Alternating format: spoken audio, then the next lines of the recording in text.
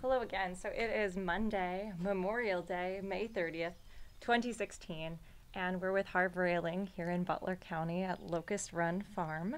I'm Jess Lamar Reece Holler, and this is for the OFA Food, Farm, and Movement Memory Project, in which we are exploring the history and early days of organic agriculture in Ohio, the founding of OFA, and the network of farmers who helped make our contemporary landscape of widely available organic agriculture possible. So Harv, just for the record, could I have you say and spell your full name? My name is Harv, Harv, Roehling, Roehling. And to begin with, I know we started talking about this out on our walking tour, but tell me a little bit about where and when you were born. I was born in Hamilton County, born in 1938. I'm 78, just turned 78 in April. And I've lived all my life in Hamilton County, and except for the time I've moved to Butler County, and we moved to Butler County in 1986, in the house whose back porch we're sitting on now. But I now actually live in Oxford because I got married for the second time after being widowed in 2008. I got married this past summer to a lovely lady in Oxford, Ohio, Edna Southard. Edna was connected with Miami University. She was curator of the Miami University Art Museum. She was widowed in 2007, and her husband was a professor at Earlham College. Earlham is in Richmond, Indiana, which is not too far from here. And so she worked at Miami as a curator while he was at Richmond. She also taught a little bit. She has a PhD in art history, and she taught art history at both Earlham and Miami. Then she became curator of the art museum. I'm not sure when, but she retired in 2010. Now, I retired from teaching after teaching 30 years. I don't even remember what year, but I think it was 1992. But I started farming before that time, and we went to our first market in 1981. Now, I want to back up a little bit. I want you to tell me, if you can, a little bit about what life was like for you growing up. Did you have any agricultural influences? My father and mother, my father grew up on a farm, similar to the farm, the type of farming I do, which would be called truck farming, meaning you truck your produce to the market. Now, they would have trucked it with a horse and wagon when he was a young man. I'm pretty sure that's what they did. My dad would talk often about the horse would go much faster on the way home than it was going. Now, of course, it had a lighter load. It had an empty wagon, hopefully, but it also was eager to get home. And they had a farm in what is called, I'm not sure what the community is called. Their farm was right on the edge of Cincinnati, and there's a hospital that became part of the Crosley estate called Providence Hospital, which became Mercy Mount Airy, but now is closed as a hospital. And the land is being considered what to be done with, but it's no longer a hospital. Now, that land was on the same road his farm was on, and that, as I said, that was the Powell Crosley Jr. estate. Powell Crosley was the inventor of the Crosley car, the Crosley refrigerator, the Crosley TV. He was an industrialist. And he also owned the Cincinnati Reds through the Depression years and into probably the 60s. So when you say your father had a farm on the Crosley estate, what was that arrangement? Well, across the street from the Crosley okay, estate. Okay. It was down the street a little bit, but I've just a general area that people that know Greater Cincinnati may know where that was. And it seems to me he was a young man then. He grew up on that farm. His grandparents, my great-grandparents, were from the old country, Germany. What part? I don't know what part. I never I never, unfortunately, did too much with the history. My father's deceased now. All that generation, all of his brothers and sisters are deceased now. When you grew up, was there a strong sense of German identity or heritage? No, there was not. That was pretty much resolved after the First World War. My father had to take German in school. That was required. He went to Cincinnati Public Schools. He went to Mount Airy School, which was a small school. I don't know if it was one room, but it wouldn't have been as many as 4 rooms, I don't think. And they probably were all in one area. But he took German in school. He did not go to high school. He went through the 8th grade. My mother went only through the 6th grade. My mother grew up in Indiana, Holton, Indiana. I don't know what county that is, but there's a little city.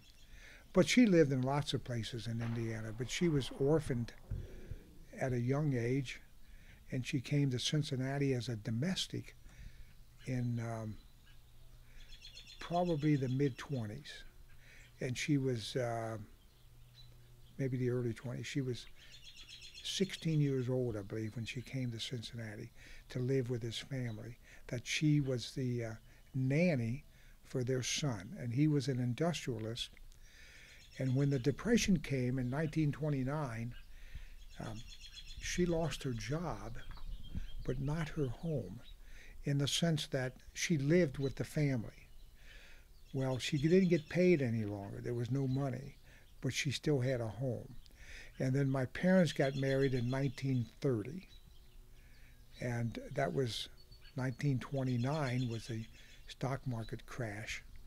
And so by 1930, things were pretty hard. And my father grew up on a farm with 4 siblings. He was the second oldest boy. And the youngest boy, they had, he was the 3rd child. They had a daughter, he had a sister, he had a brother, and then he, and then a younger brother that came along, I'm going to say 12 years later.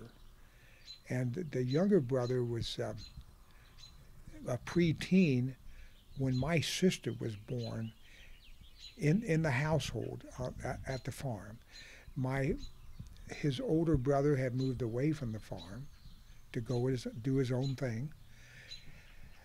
And my father then was going to be the farmer. Well, when the Depression hit, the older brother lost his job and moved back to the farm. There were too many bosses, and my father had a family, so they moved off the farm. And he got a job, which was hard to get in those days, in a machine shop, and he became professionally a machinist. So he did not farm after that. Now, as I was growing up, we didn't even have a garden. My aunt on my mother's side was an avid gardener, and then we had the farm that raised vegetables. And so we got our food from those sources. We didn't have to grow it on. Now, I don't know what age I was. I think I was probably 10 or 11. I decided to grow popcorn. I don't know why popcorn. Was this through 4-H or FFA? I was not part of either one of those, the FFA or 4-H. I just decided to grow something, and I put a little garden out, and we lived on 13 acres. And this was in Hamilton County? This was in Hamilton County, away from the farm. This was in an area called White Oak, which was just outside of the city limits, on the north edge of Hamilton, the north edge of Cincinnati, not Hamilton County. We lived just west of the Cincinnati line, the west side and the northwest side of Cincinnati. Mount Airy was the community that was closest to where we lived. And we had 13 acres, and that became development. My father sold off lots that were used for houses. At the time, was it fairly rural? Yes. Well, the city was a city. It was not even, you might call it the suburbs, because the lots may have been rather large. But there were 2 streets that came from county line down to our property. And those streets then became, that was a subdivision. And my father was able to sell lots that tapped into those streets. So it made my parents' place more valuable, the fact that this subdivision was put in so close. Rather than doing a cul-de-sac, which usually happens now, which means your land is worth nothing, they intended to buy my father's land, but my father saw the value of it, and they couldn't work out a financial arrangement. So my father benefited from that. Now, I wanted to ask you, growing up, what role did food play in your upbringing? Was your family, would you consider them health conscious? I would consider them, yes, but not what we consider today. Grocery store food was healthy. Vegetables purchased at the grocery store were locally grown. My father would take something to the farmer's market. He would go early in the morning, his farm, not necessarily him, and they would go down to, you probably don't know where Music Hall is in Cincinnati, but across from Music Hall in Cincinnati, which is on the west side of Cincinnati, there was a market lot, a big lot that they would take their horse and wagon down to this, which was a pretty good distance. In the morning, probably soon after sunrise, they would sell wholesale to the grocery stores. And on the way home, I recall him saying they would stop by a store and they could identify their product in the grocery store. So when you went to the grocery store, you went to a local grocery store, a mom and pop store, and you bought good food because we didn't know anything else then. I remember the cake mix issue. Are you going to make a cake from natural ingredients, or are you going to use a cake mix? Oh, don't use a cake mix. The men would say to the women, don't use a cake. We want a real cake.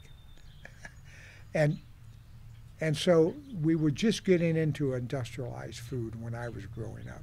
So the issue of healthy food, I doubt if we ever said that, because all food was healthy. Now I had very little sugar. We would not have had soft drinks in the house. It was a treat to have a soft drink. We had very little ice cream in the house. Once in a while we would make ice cream. We had a freezer that you turned by hand, and you put rock salt on it to cool it down. And that was a big treat.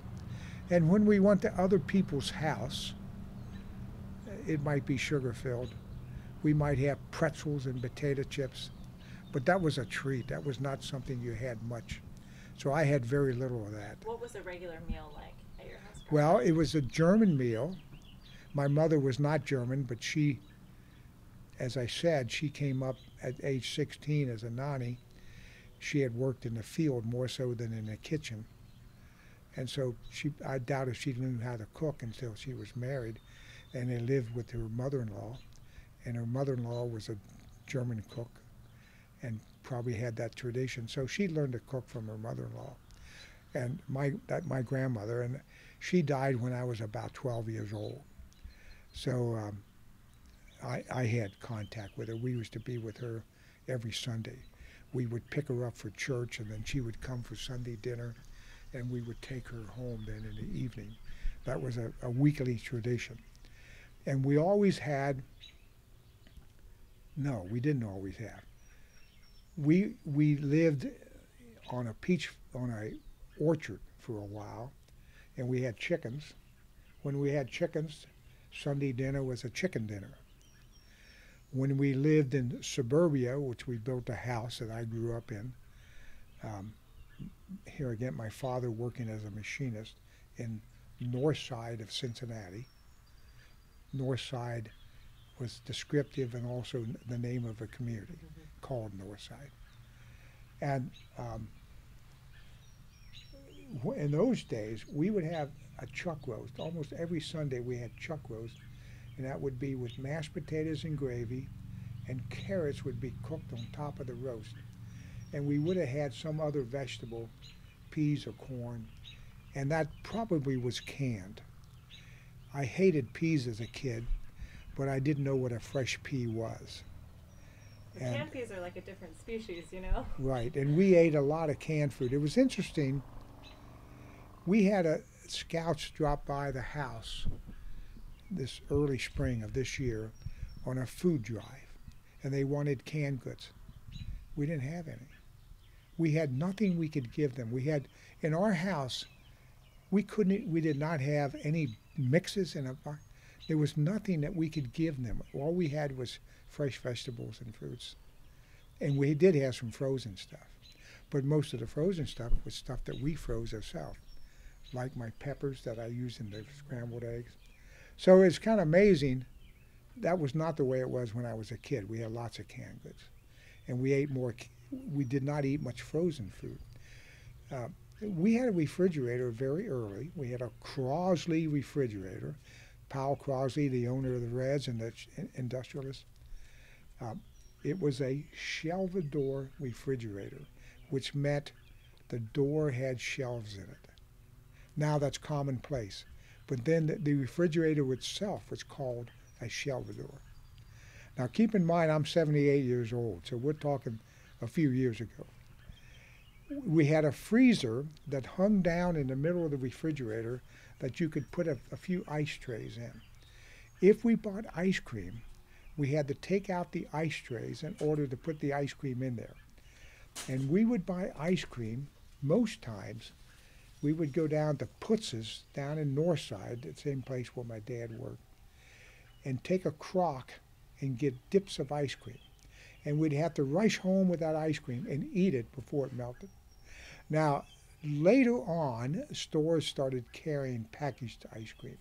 But usually, you went to the drugstore, which had a soda fountain, and bought a pint or a quart of hand-dipped ice cream. And you would bring that in and put it in that little freezer to keep. So that's a little bit of our treats that we would have when I was growing up. Now, later, well, when I was preschool, we only had electric in the house, and we had a coal wood stove that we heated with and my mother cooked with. It was the same stove that heated the kitchen. And then we had a little space heater that had, there was a grate in the floor and the heat went up. I don't even remember where I slept then, but I think I slept on the second floor because I remember the rain hitting the tin roof when it rained. And I thought that was a nice sound. It would put me to sleep. But I don't know if I always slept there. And I was pretty young when we moved there. I guess I was born on that place. It's kind of strange. I don't recall that so much. How many places did you live in before you graduated high school? Oh, we lived in lots of places when I was in elementary school.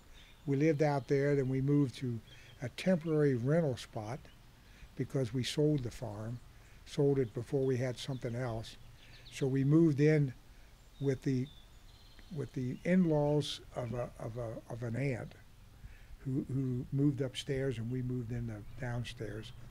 And that was a good move for the it was called, she was Grandmother Eiler, the mother-in-law of my aunt. And I think that was a good move for her because it allowed her to get some income. We lived downstairs and she moved upstairs. And we had to do some remodeling. And I just remember this as a kid, preschool. But I went to the first grade from that, and then we bought a house. The first grade was North College Hill School. That's a city of itself, north of Cincinnati, but in Hamilton County. And then from there, we bought a house that was near where St. Xavier High School parking lot is where my house used to be. They tore the house down to put in the parking lot. And this would have been on the north part of Hamilton County. Not all the way north.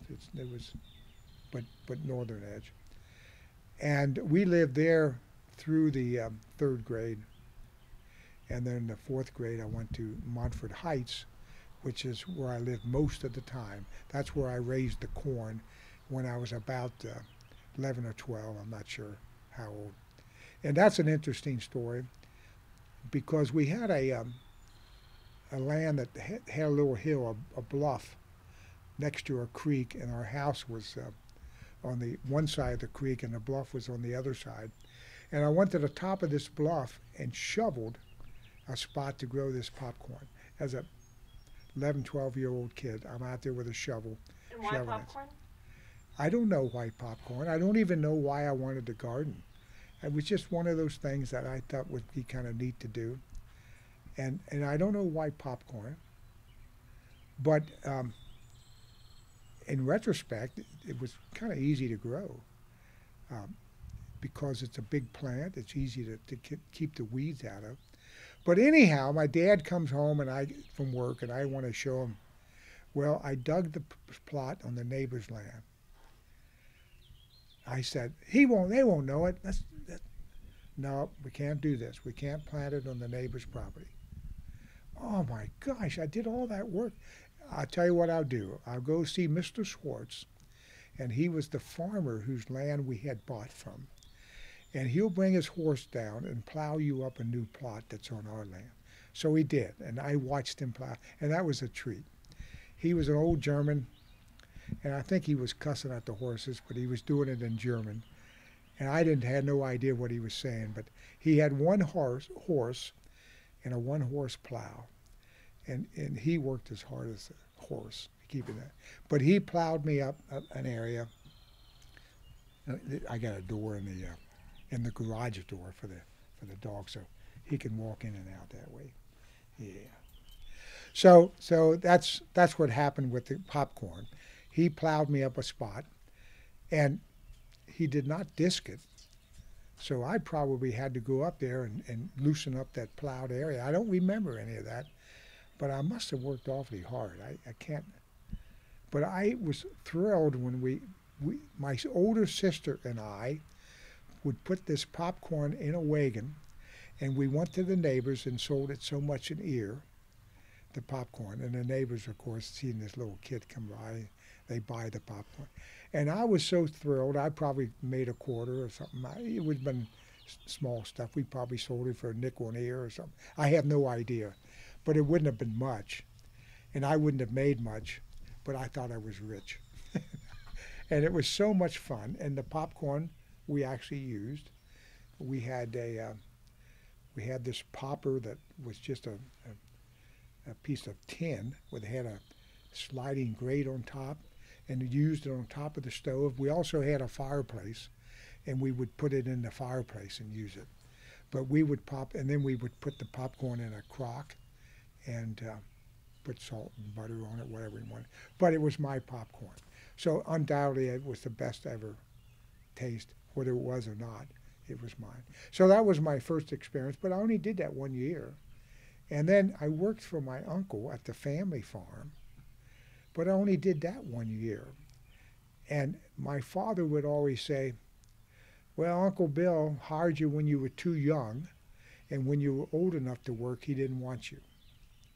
Well, I understand that now, hiring kids. If you hire them too young, it's terrible. Why so? Well, because, for example, about 3 years ago now, I had a son of one of my friends in Oxford. He was a freshman, sophomore in high school. I think a freshman. Well, I do flaming to control weeds. He couldn't flame because you're killing bugs. I don't want to kill bugs. So he couldn't do that. Well, it was just so much ethical stuff that I'm a little bit ethical myself, but not as much as he was. Now, he had to grow up a little bit, but he didn't want to grow up on my watch. And so I don't want to deal with that stuff. I can recall when we first started farming out here, we didn't live here, and I would pick up kids of my friends from church, and many of these were junior high kids. And we'd come out here, and I'm cultivating cabbage with my tractor, and there's a killdeer's nest. I don't know it's there, but I don't know if you know the characteristics, but acts like they're wounded. And I find the nest, which you can hardly see. So I raise up the cultivators, but he's having a fit, this kid, one of these kids, because we can't destroy the nest. I agree with that. And I would raise the cultivators, go past the nest, and put them back down. And then we would hoe around the nest. So one day we come in. Every day we came into work, I would bring them from my area where I lived. We would check that nest to see if the eggs were still there. They're still there. One day we come and the nest is empty. Well, I don't know if you know how killdeers operate, but they leave the nest immediately. There's no attending to in the nest. And that's what happened. They were born after we had left the night before, during the night or early in the morning before we got there, and the nest was empty. Well, then we see them. They're running around. And we catch one of them. And you have to catch it fast because their defense mechanism is just to collapse down. And you can't see them. They blend in so well. So, but then if you stir one up, it's going to be running for a while. Anyhow, we caught one. So here's this little bird in my hand, just as big as a minute. And it has almost the same markings of the parent. There is some different markings, but it blends right in with the environment. And mom's around there squawking, so we let it go.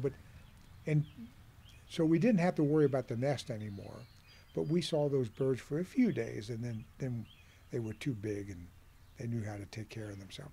But that was an interesting story. But there was no way that I was going to destroy that nest because of my workers. Well, I didn't want to destroy it either.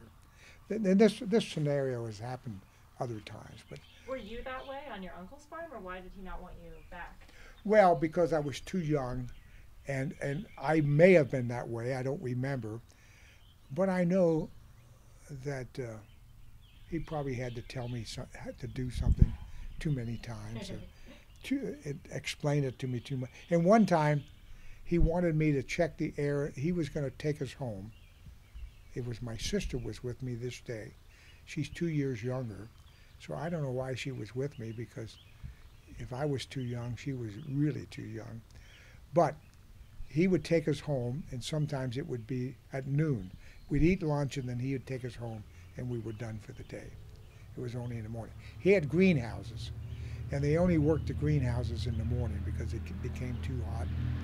And I would carry baskets of tomatoes from the greenhouse to the sorters that would sort them for packing and take them to the wholesale house. That's what they did. And how big was the farm when your uncle was Well, working? I remember 23 acres, but that's a lot of acreage with greenhouses. He probably had a couple dozen greenhouses that would have been the standard size for a greenhouse when we first started doing this poly stuff was 96 feet, because the poly came in a 100-foot roll. And so I'm suspecting that these were 96 feet long, but they were gutter connected. So I don't know how wide each one was, but maybe 40 feet.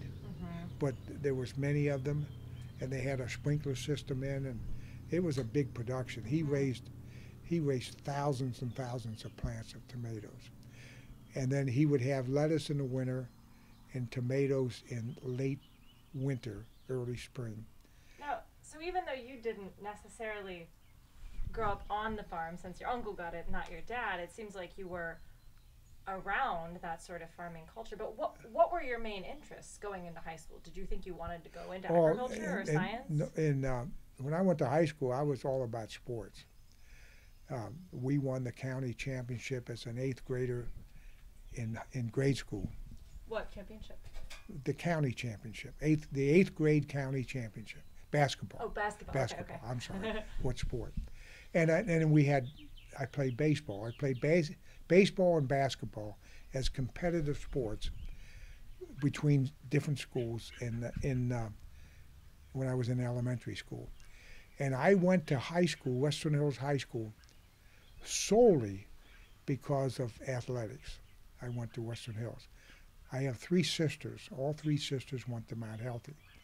Now, I grew up in Montford Heights School District, which did not have a high school. Now, there are no school districts that do not have high schools. But in those years, the rural county schools were just elementary schools. And you went to some other high school. And in the case of my elementary school, most of the students prior to me went to Mount Healthy. A few went to Coleraine, which is another school locally, and some went to Western Hills, was the Cincinnati Public Schools. And my teacher coach, he became the gym teacher when I became old enough to do athletics.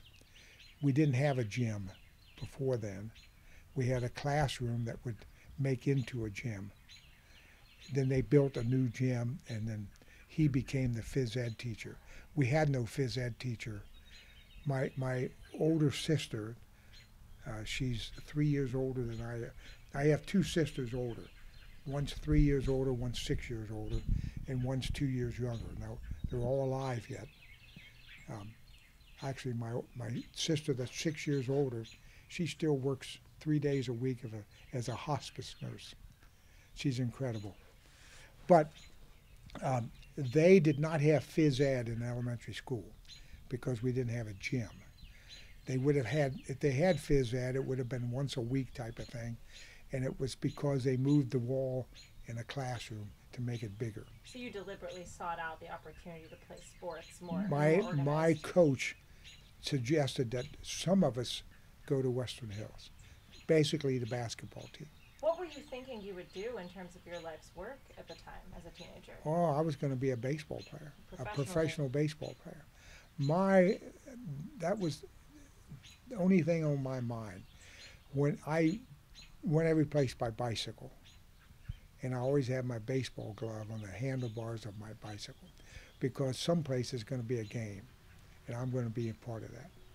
So I lived and breathed basketball and baseball. So I went to Western Hills, and I played on the freshman team, and then I played on the reserve team. And then when I get ready to go to high school, my coach says, "Where are you going to school? Are you interested in me writing a letter to him about a scholarship?"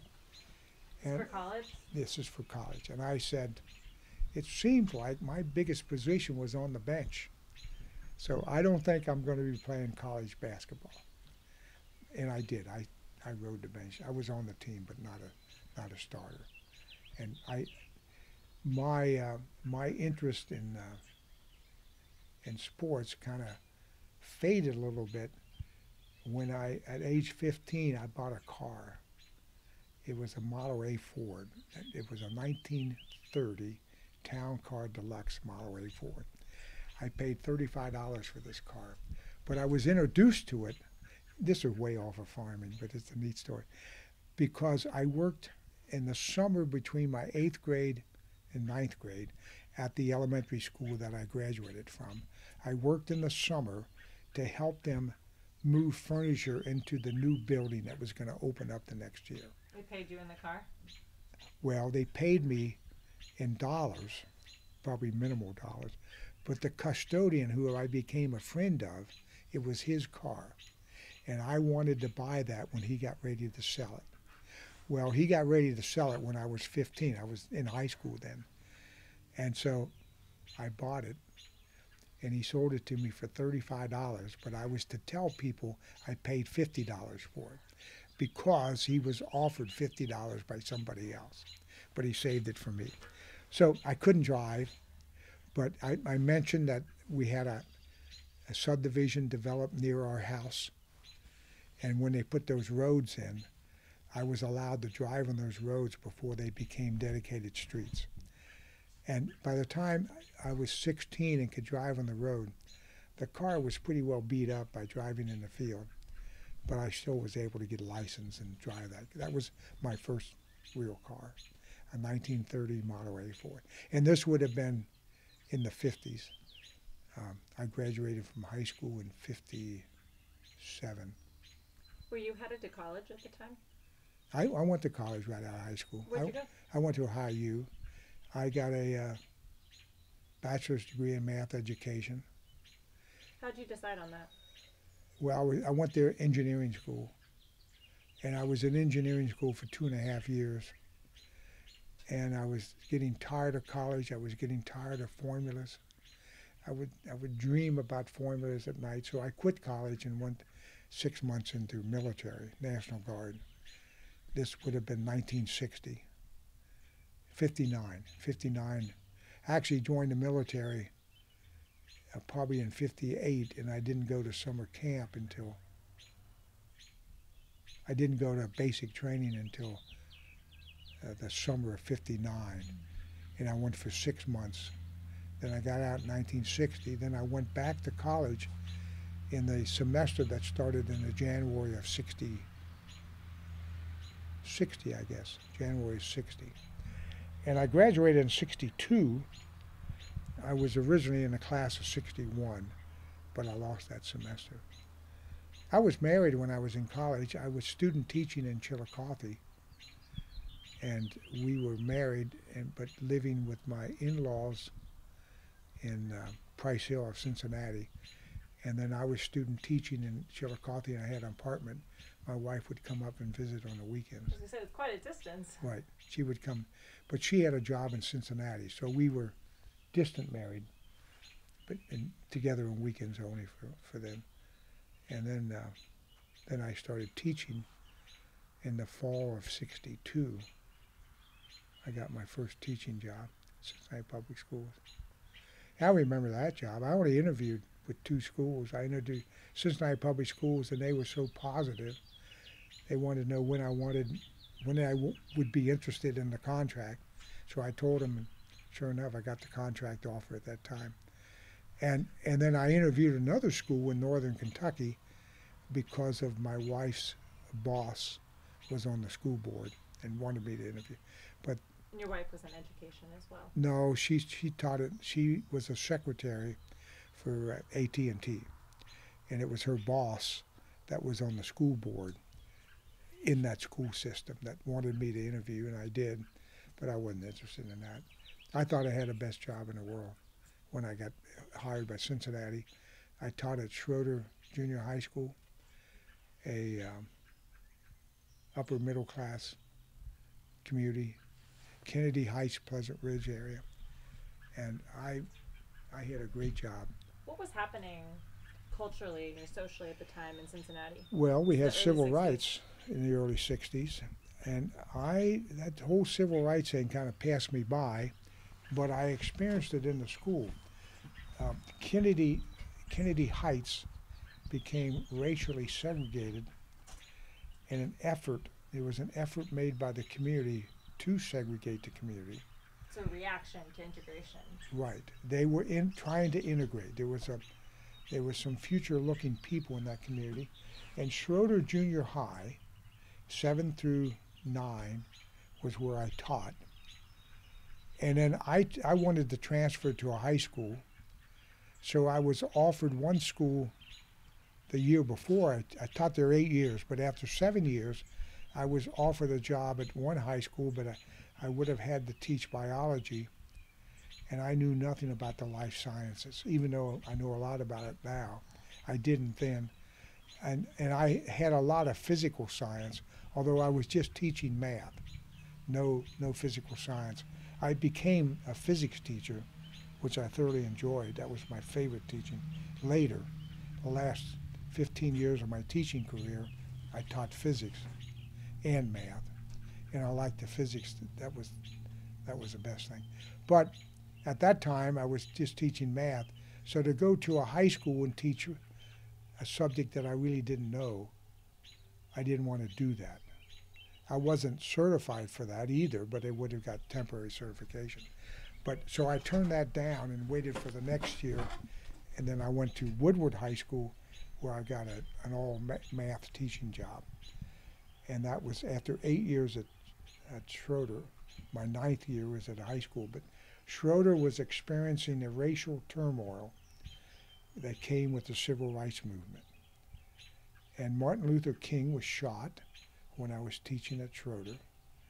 And we had all the racial disturbances that became prominent. Was your school kind of half black, half white, or? It was probably 5% black and 95% white. Oh, wow. Okay. For the first 4 years I taught there. Then, because of the interstate highway construction, much of the low income housing down in the low areas of Cincinnati lost their housing. Those people had to move The someplace. urban renewal kind of Right, efforts. right. And so it made a big shift in the demographics of the city. And Kennedy Heights absorbed a different class of race. And so we had a racial issue, perhaps. Well, we had two races, but a minor black. But culturally, they fit right in. When we had the urban renewal and the different population, it was a cultural change too. It was extremely difficult for both teachers and the parents of the kids to adjust to. And you had this problem. Cincinnati was intentionally segregated. By city planners or? By school boundaries. Okay. For example, Aiken High School was built in College Hill, and it included parts of Clifton, which Hughes High School is in Clifton, but did not include it as their district, this white area of Clifton.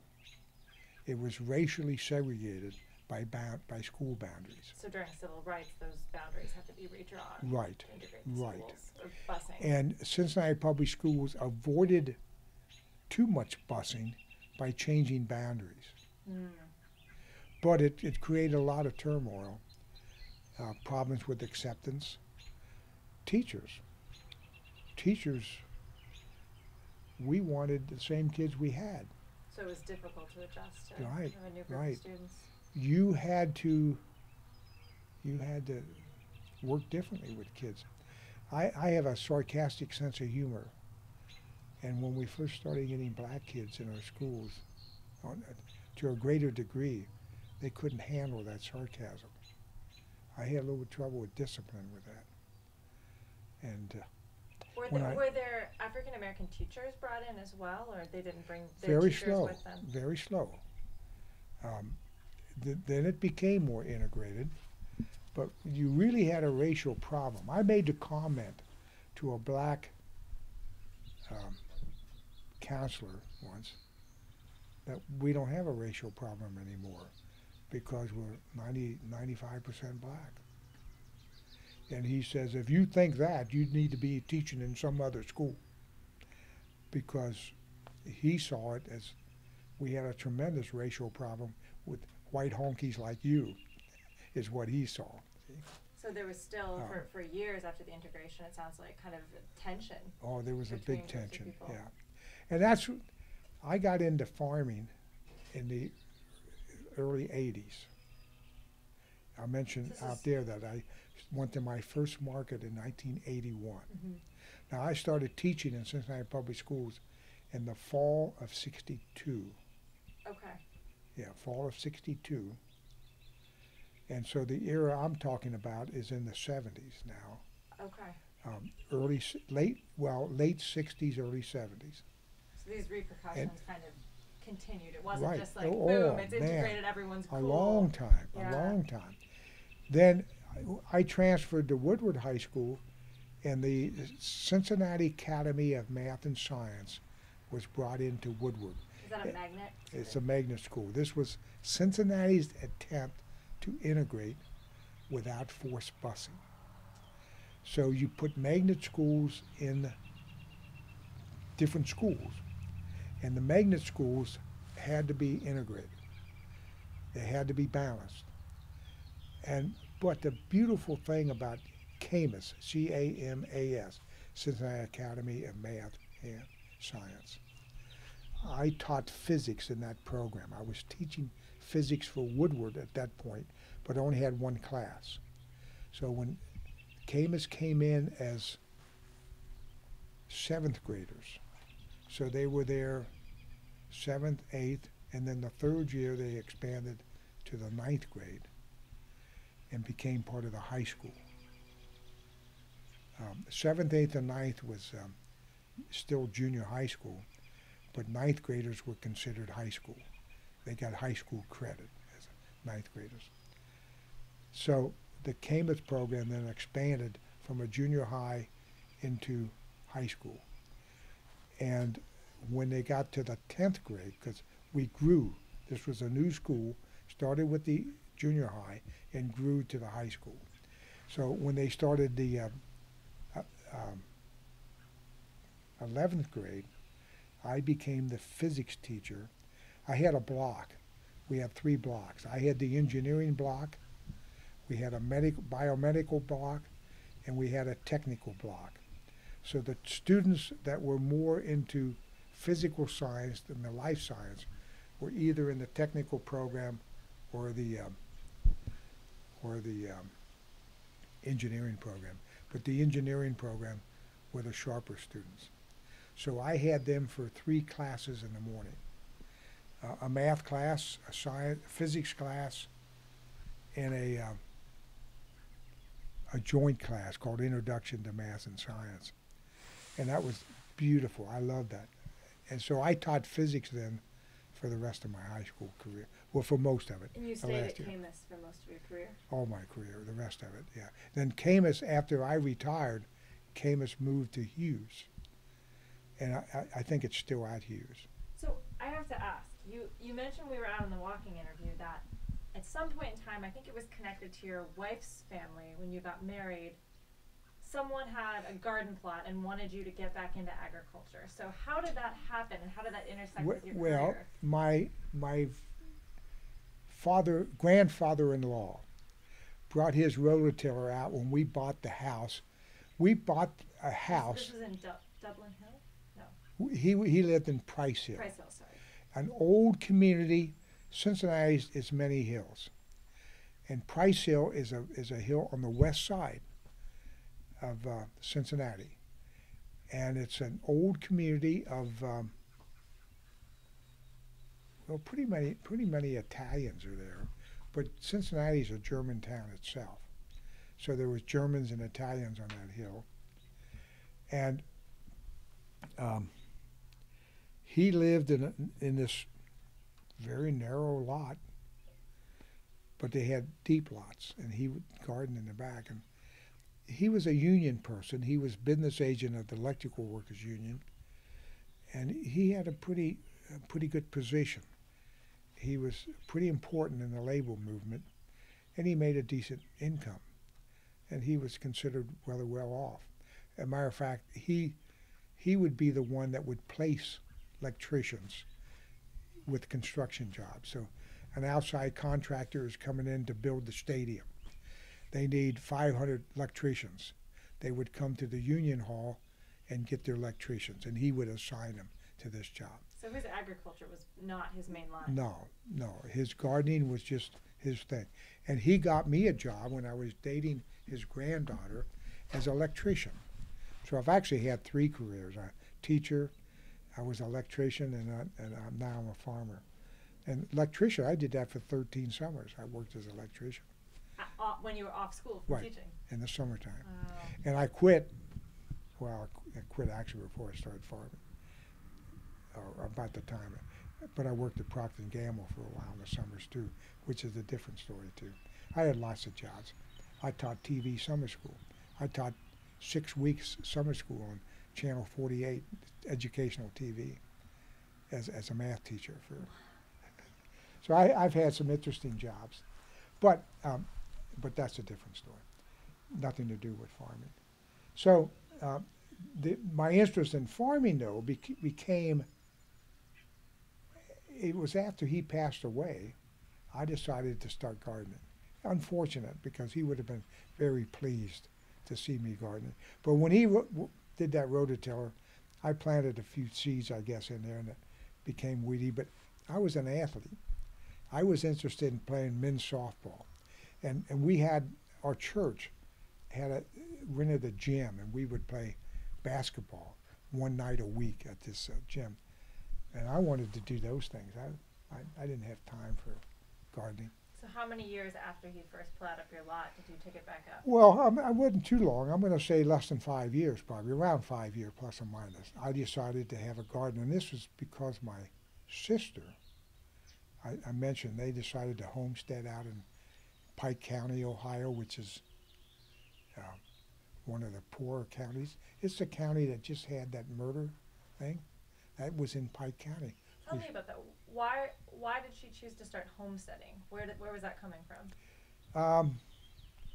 She had gone through a divorce, and she had just remarried, and they were both kind of into that kind of lifestyle. What year was this? Probably the 60s, late 60s, maybe into the 70s. He was a writer. He was a pretty good writer. Cincinnati was having trouble passing levies in the early 70s, late 60s, early 70s. So it's probably in the early 70s. And they hired a public relations firm by the name of Adams, Gaffney, and Grant. Well, my brother-in-law was Grant, Doug Grant. He was part of that. And the firm was successful, and Cincinnati Public Schools passing a levy after several failures. And in the 77, Cincinnati Public Schools had their first ever strike. Illegal. We had strikes. I was involved in the labor movement at that point. I was out on strike, but I was out on strike before then, when the union officials went to jail for illegal striking. And why were you striking? Because of working conditions and money. And it was a terrible situation in 1977. But that's a different story. But we were striking for class sizes and for salaries, and we won. And the whole situation changed. Cincinnati Public Schools became much better when they started bargaining in good faith. And a few years after that, they had a beautiful contract where teachers became the evaluators of their peers rather than administration. And we really shaped up the teaching, because we did not want incompetent teachers either. But the administration was afraid to get rid of them, and the teachers were not. So anyhow, I digress on that.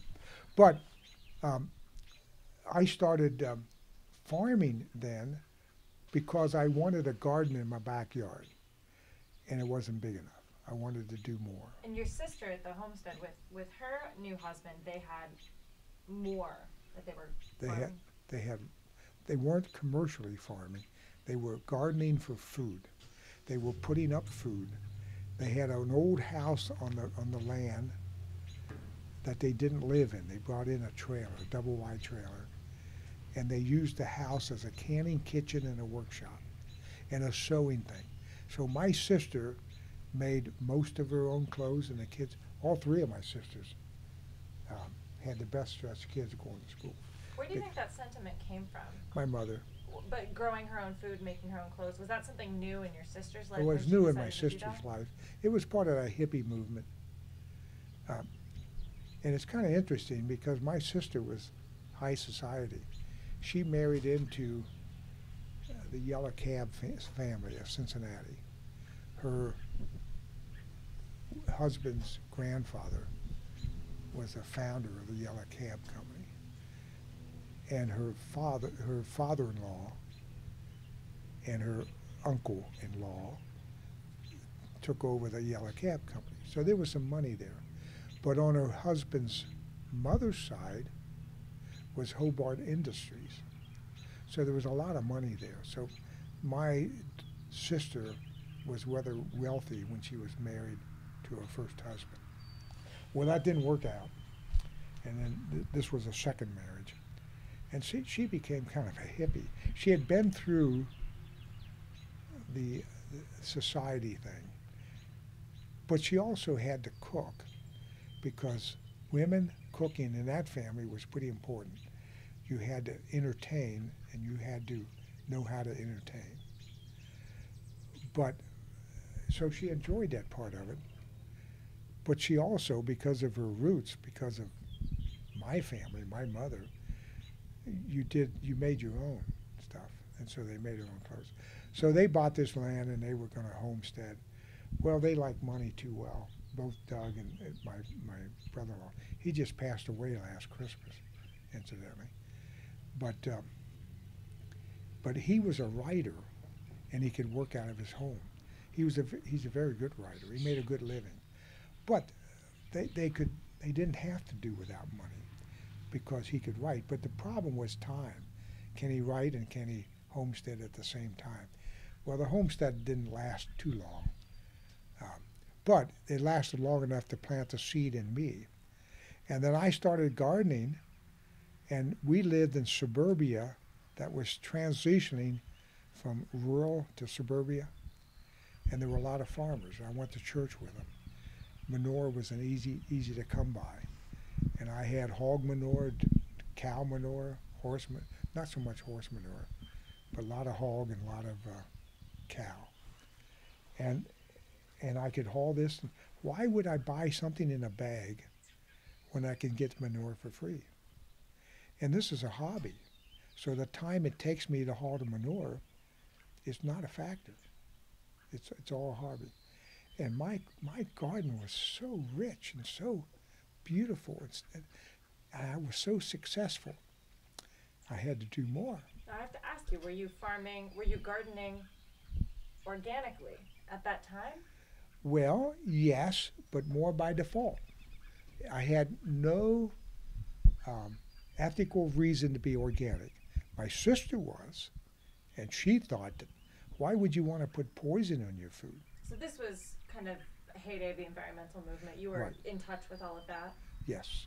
It was a hippie thing. Organics was a hippie thing. Organics was not practical. You couldn't make a living organically, but you could do it as a gardener. So when I decided I wanted more land, we bought this strip of land, 15 acres, a half-mile deep, only 247 feet wide. Very narrow. 1976? 1977. Have good memory. We were on strike at that time for Cincinnati Public Schools. So I indebted myself. We paid $30,000 for that land, and I mortgaged it all in a house. And I didn't bat an eye at that. Yeah, I could afford to do that. And I was on strike. I was not even having an income when I did that. But I knew, I was so cocky, I knew I had a lot of talent, and I could work any place. And if I got fired by Cincinnati Public Schools, because I actually thought that I would get fired because I was striking illegally. Was it just you, or were there many teachers? Oh, the whole system was out. Okay. Yeah, I was with a lot of company, but a lot of us felt the same way. We might lose our jobs for this, but we won the strike. So when you win, you come back under conditions that they can't fire you. Now, we had lost strikes before then, and no one got fired, but officers of the union and there was a Cincinnati Teachers Union and Cincinnati Teachers Association. One's OEA and one's American Federation of Teachers, National Teachers. So I was convinced I was going to lose my job. It didn't make any difference. I could get a job any place. I don't know if that's true, but I didn't lose my job. And so we bought this land, and we had time to look for land because I was on strike. Now, I was picketing every day, but you only picket for half a day, and then you were off. So we bought this land, and we were going to build on it, but the kids were in school then, and we didn't want to take them out of school to move. So this house became available, but we moved in here. My second youngest was in college then. My youngest had graduated from high school, but he wasn't in college.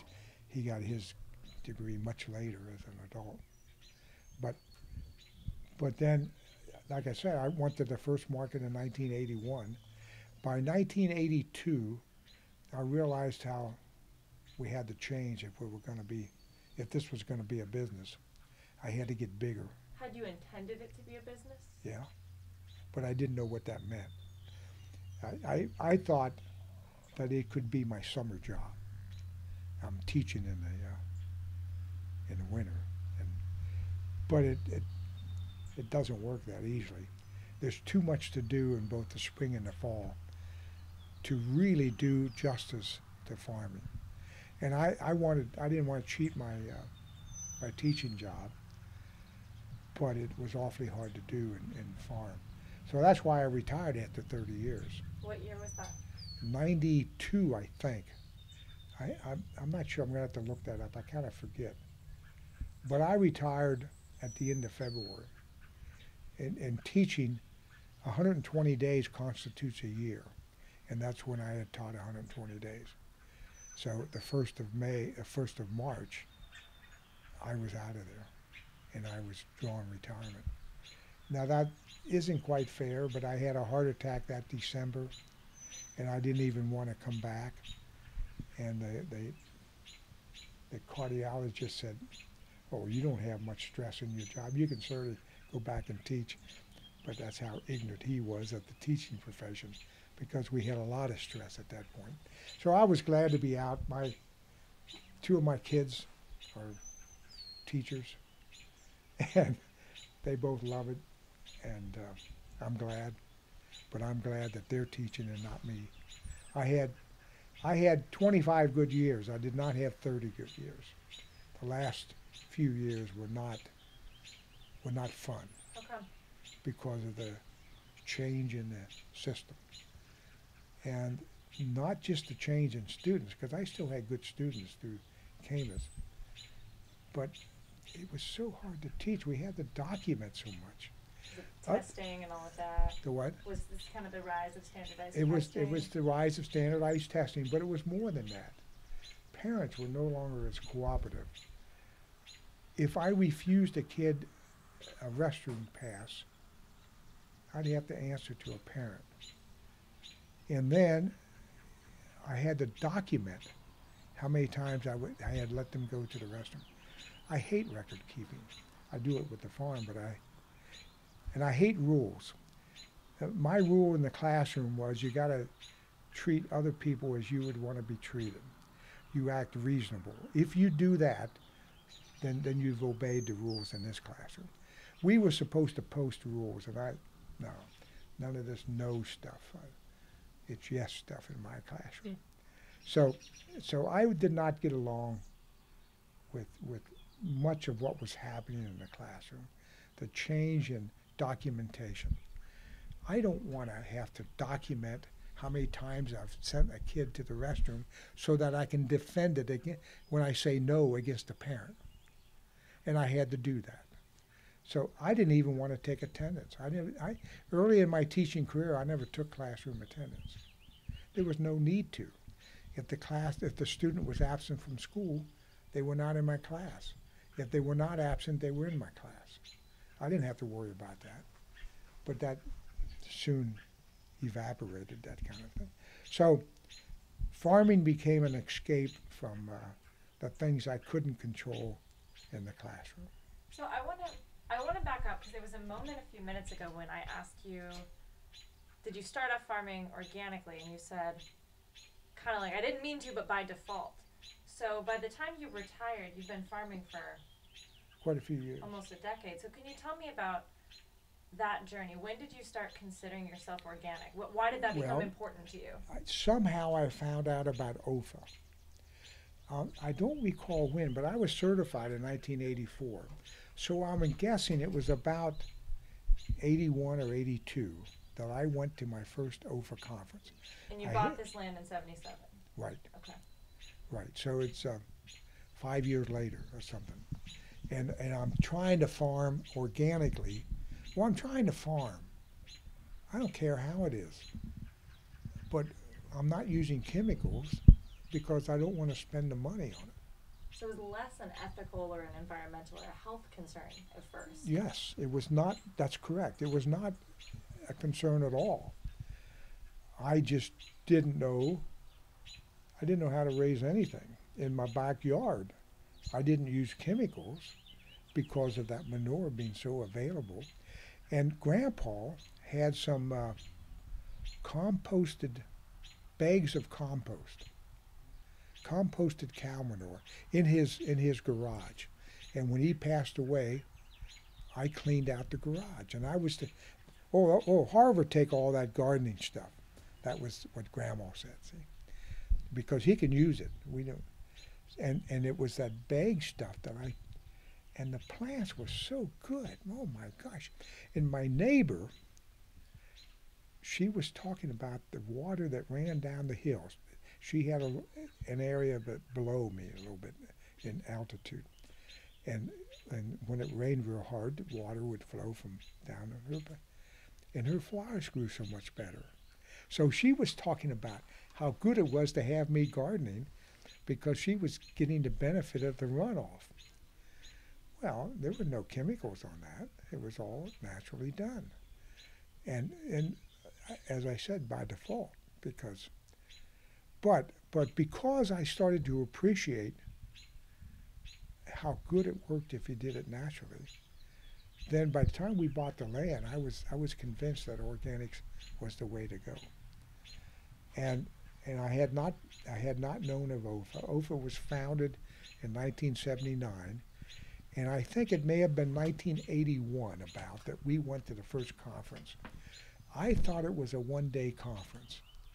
OFA never had a one-day conference. From their beginning, they had two-day conferences. So it was a one day for me because that's all I knew. Wait, this was 81 or 91 that you went? I'm saying 81. 81, okay. Yeah. If I said 91, I misspoke. It's 1981. So you showed up thinking it was going to be... Well, I didn't know what to think. My wife and I went, and the kids were left at home. So the kids were old enough at that point that they could handle themselves. The oldest could take care of the youngest. I don't know how old the kids were then, but we didn't have to worry about babysitters and kids at that point. They were old enough. So my wife and I went to this conference, and we only went for the day. The next year, it was a two-day conference. We knew, and we stayed overnight. It was at Capital University in Columbus, and we stayed in a dorm. And we ate conventional food in the dining service prepared by Capital University dietitians in cafeteria.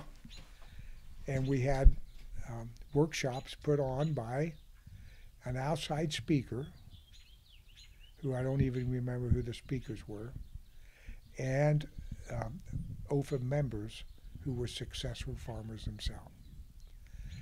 And everybody attended the same, and it would be no selection.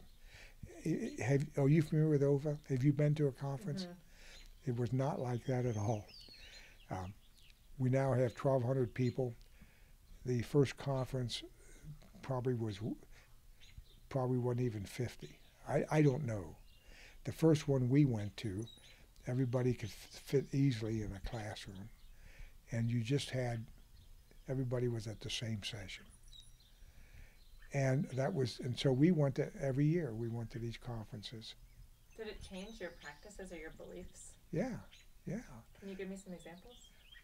Well, I think I learned, for example, I can remember putting manure next to the tomato plant, on the tomato plant, raw manure, not even in the soil.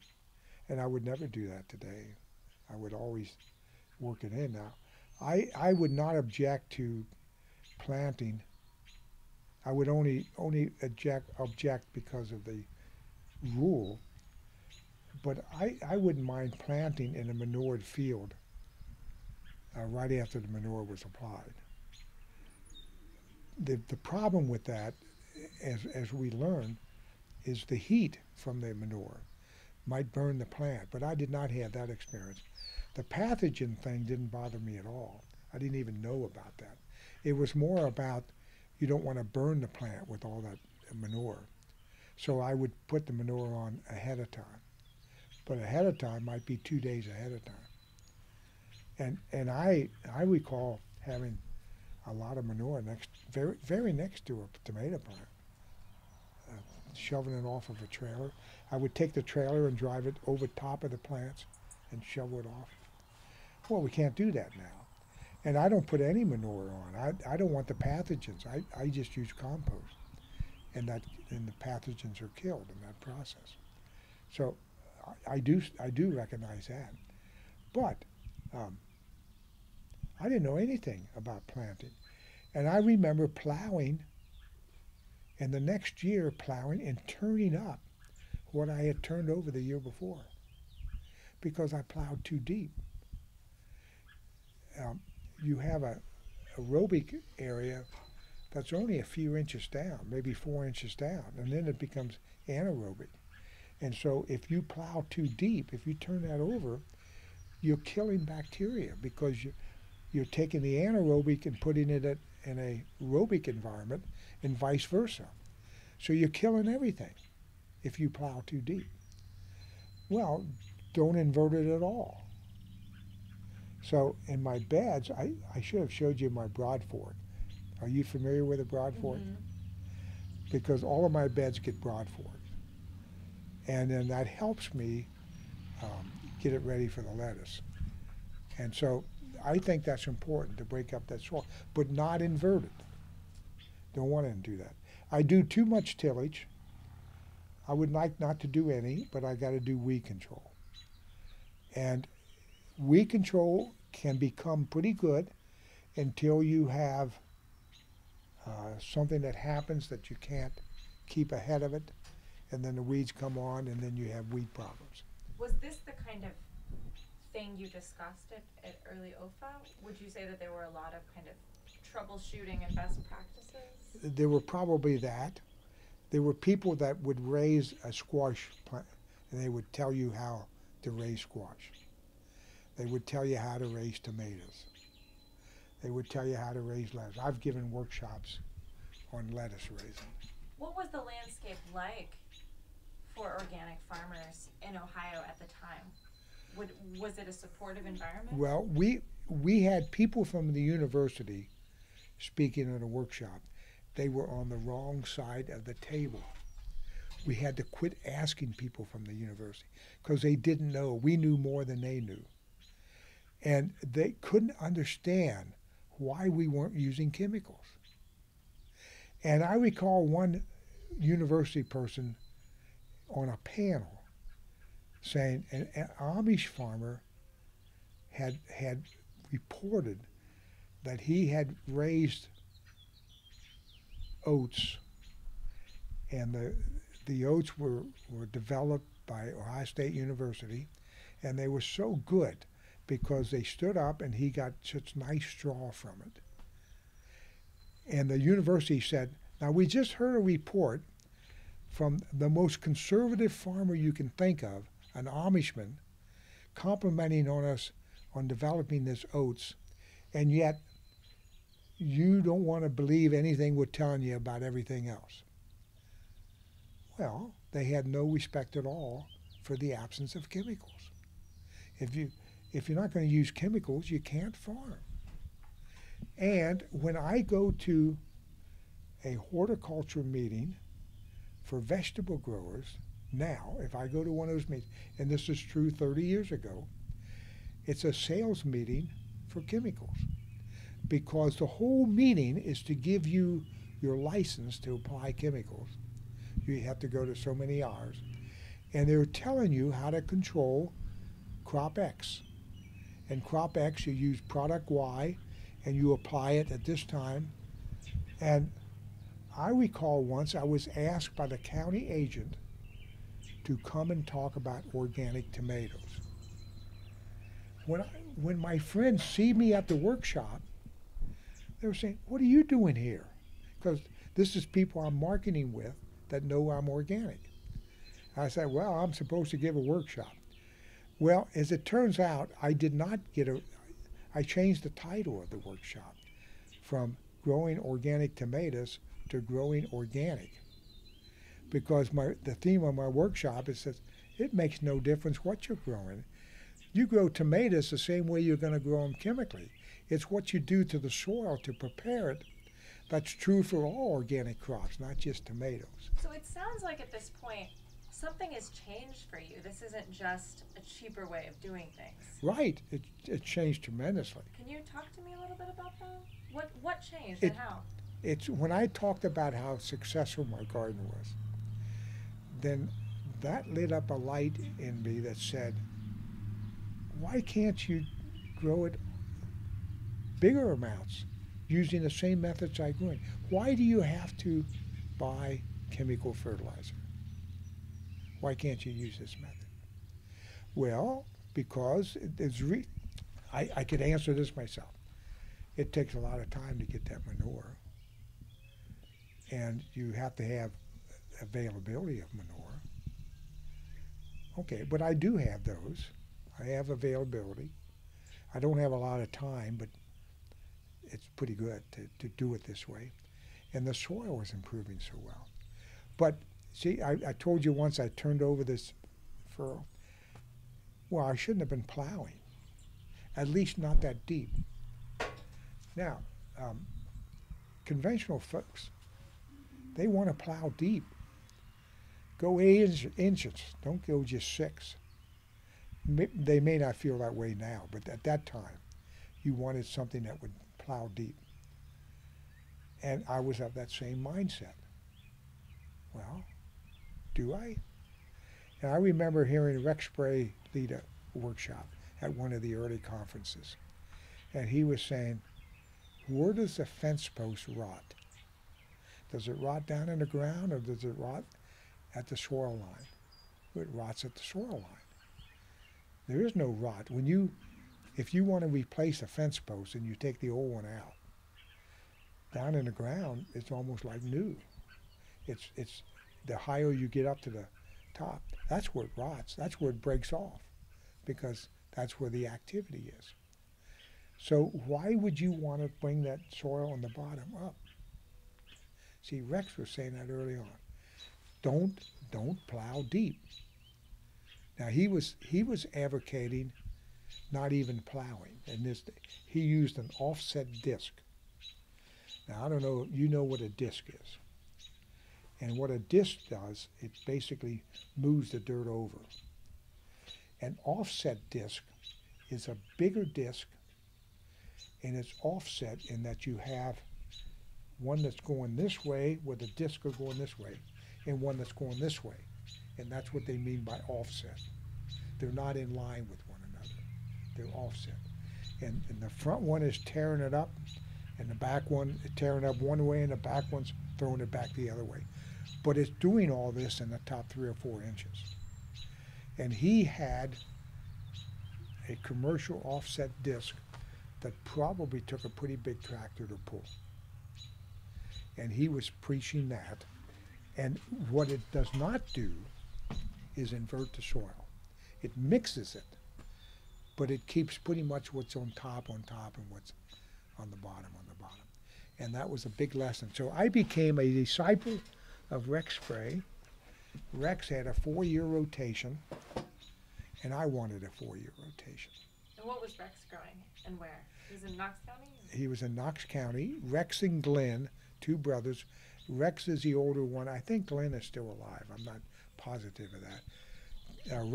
Rex passed away right around Christmas, probably a half a dozen years ago now. It may not be that long, but Rex and I became friends. He was a terrific man. I tend to get emotional.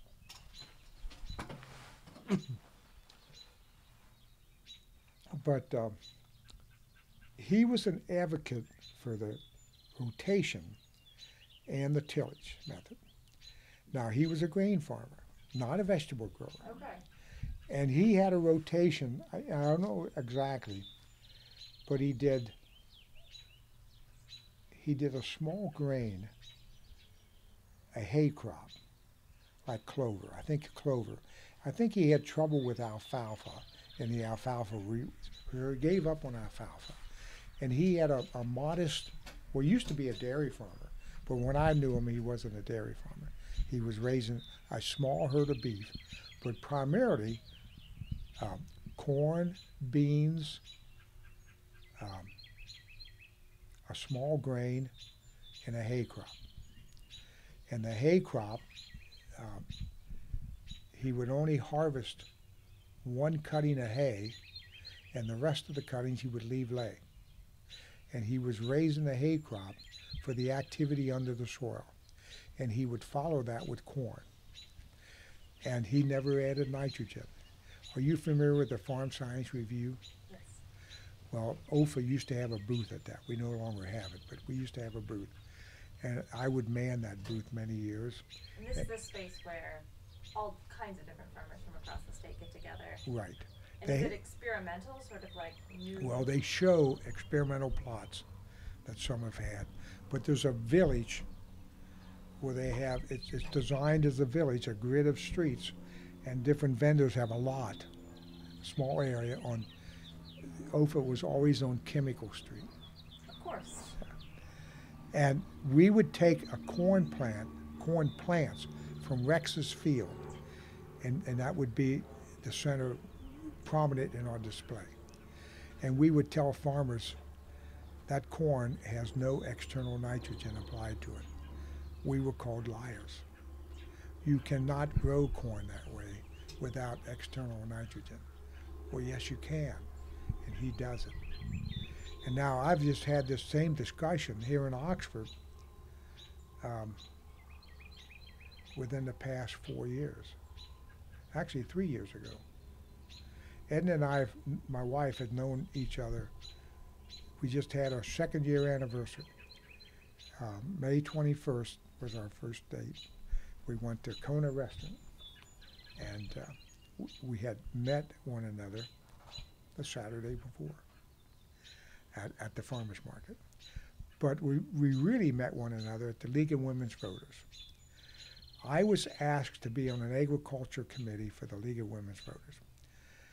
The National League sent information down to the chapters that they wanted to develop a position on agriculture.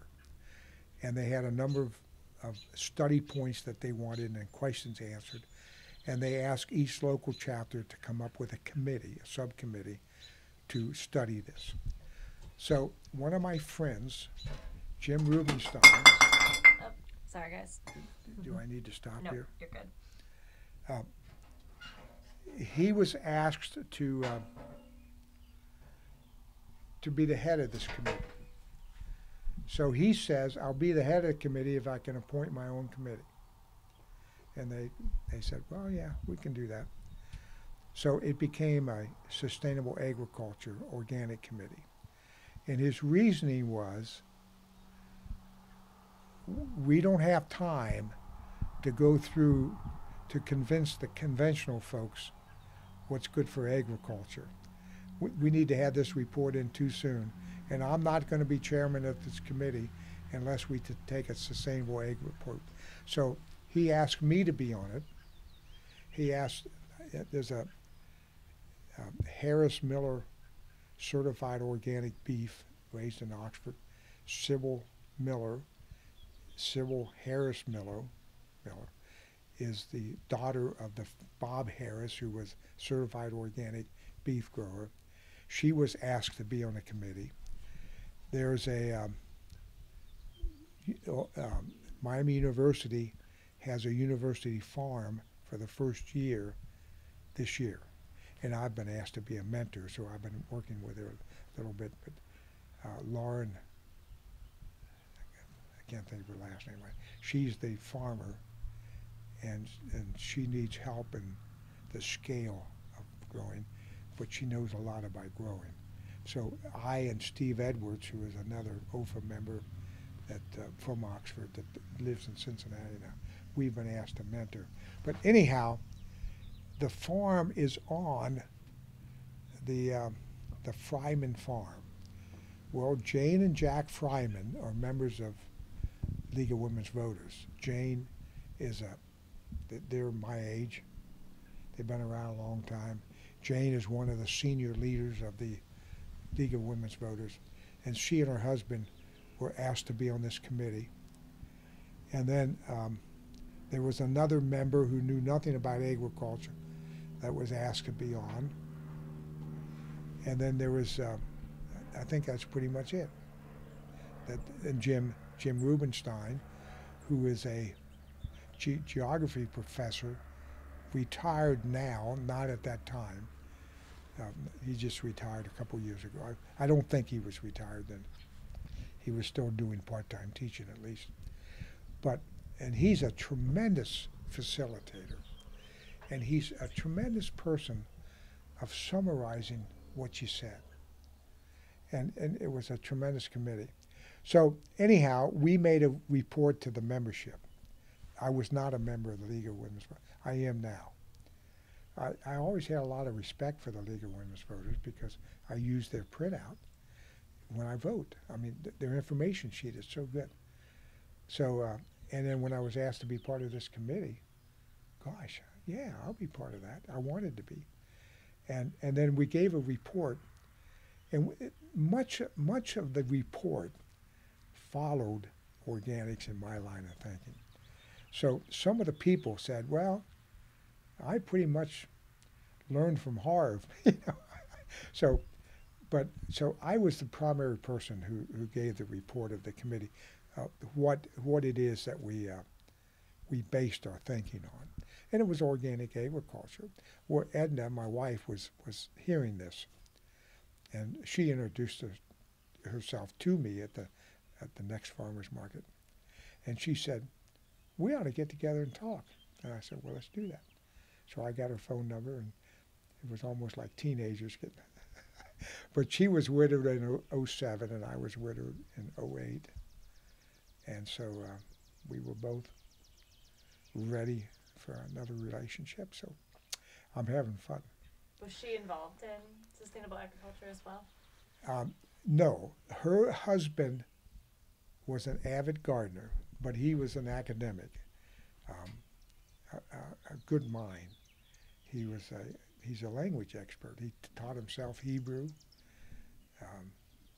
He knows German. He knew German, but he was an expert in Hebrew.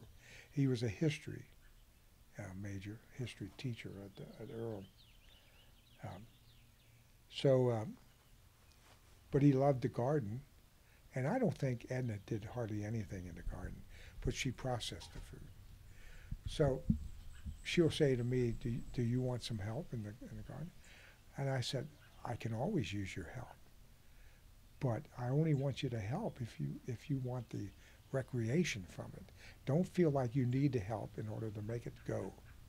So she does come to market now, and she spells me so I can walk around.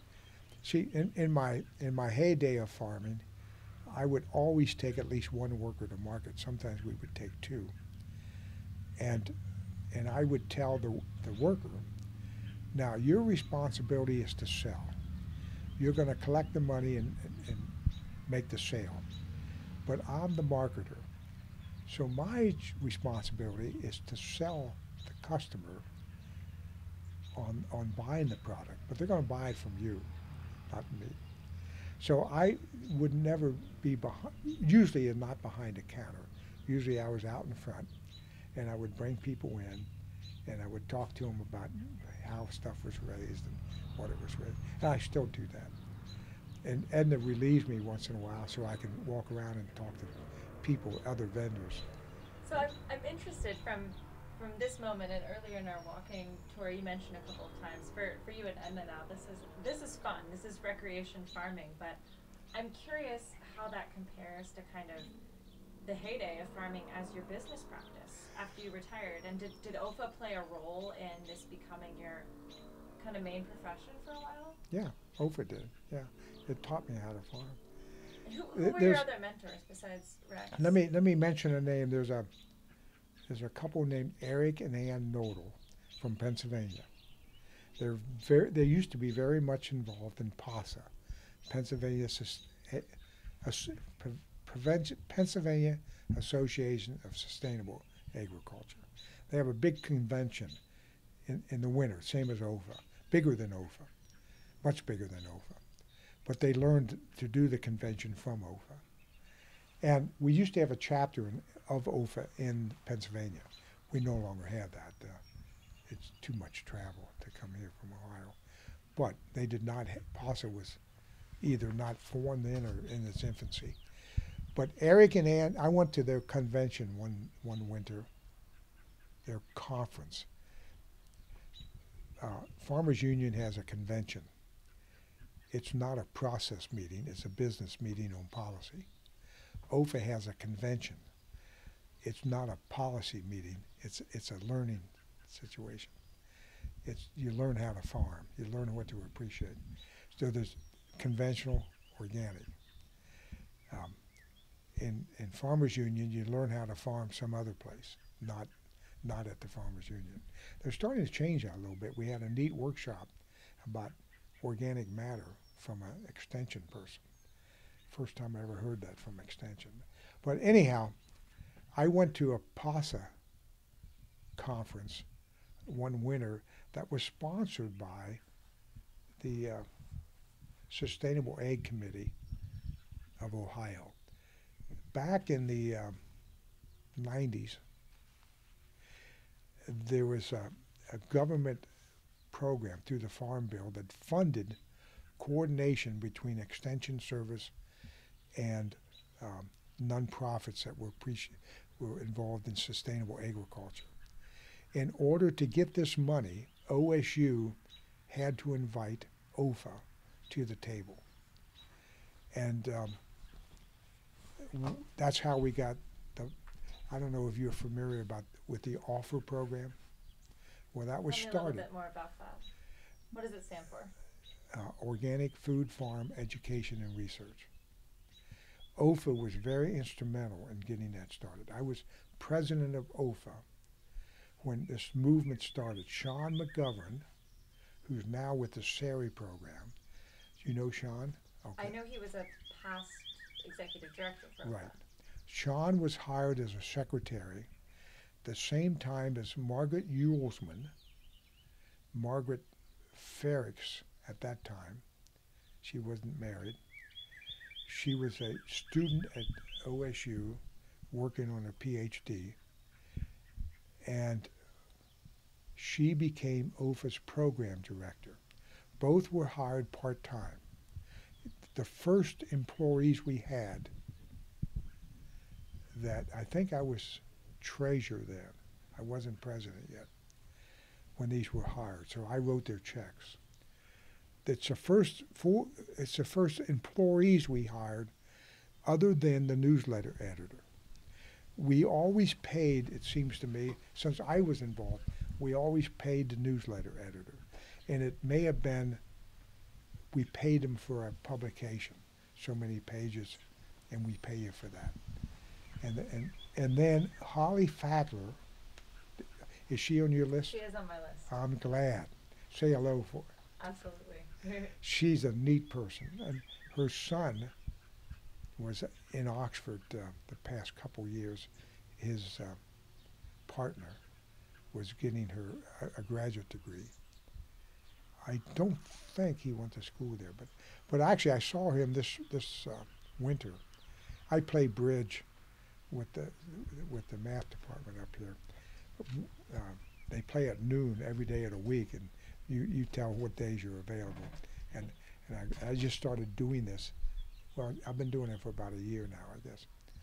But I go up there to do that, and I ran into her son. I can't remember his name, but a neat guy that was buying lettuce from me at the market. So it was kind of nice to have that connection. But Holly was hired first as a, I think she received a periodic payment, but she was expected to produce a newsletter with that. And she was the first regular employee. Before that, you got paid when you produced something. And then Margaret Fairix, later became Ulsman, became the program director, and Sean McGovern became the secretary. And the president at that time was pretty much the spokesperson for the organization. No, I was not president then. I was president later. I was treasurer then, so I wrote their checks. But the sustainable ag committees that were established throughout the nation, which would have been in the early 90s, I'm guessing, maybe late 80s, but I think a little bit later than that. And Sean was our secretary at that time, and he got very much involved in the sustainable ag movement in OSU. So he and I would go to these sustainable ag meetings, and maybe he first, but I think I may have been president when we got involved. But the reason we got the research at OSU is because Sean and I going to these meetings and asking the question, where's the organic research? And they would say, well, we got this research. Wait a minute, this isn't organic. And you're not even doing it on organic land. Where's your organic land? And so 2 county agents, Mike Hogan, who is still the co-chair of the Sustainable Ag Committee. You know him? I've seen him in the UFA program before, yeah. Okay. And Denny Baker was the other one, and he was county agent of Darke County. And those 2 guys were the co-chair of this committee, This of was which an OFA committee. no, this is OSU. a OSU committee in order to fulfill the demand to get this money from the U.S. Department of Agriculture, the Ag Bill. They had to have us involved. So Sean and I are going to these meetings. Sean as a secretary, me as president at this time now. And we're talking? We're talking probably the mid-90s. I was president for 4 years, so it was probably about 95 to 99. I don't think I was president in 2000. I don't remember what years, but it's about that era. Could have been a year before, but it wasn't a year later. And Sean and I are going to these meetings, and we're meeting with Hogan and Baker. Denny Baker were the co-chair. And Denny says to me one time, he says, hey, how about eating lunch with me? I need to talk to this guy that keeps throwing stones at me. So we have lunch, and he says, well, what do you want? And I says, I want some research. That's what I want.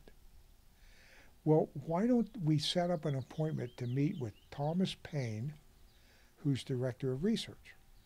Great idea.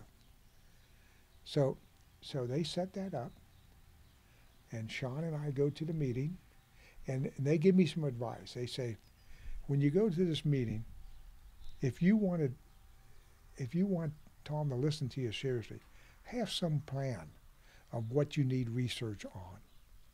So we meet with OFA, and we come up with, well, how about transitional research? And we wanted research, we wanted certified land on OSU land.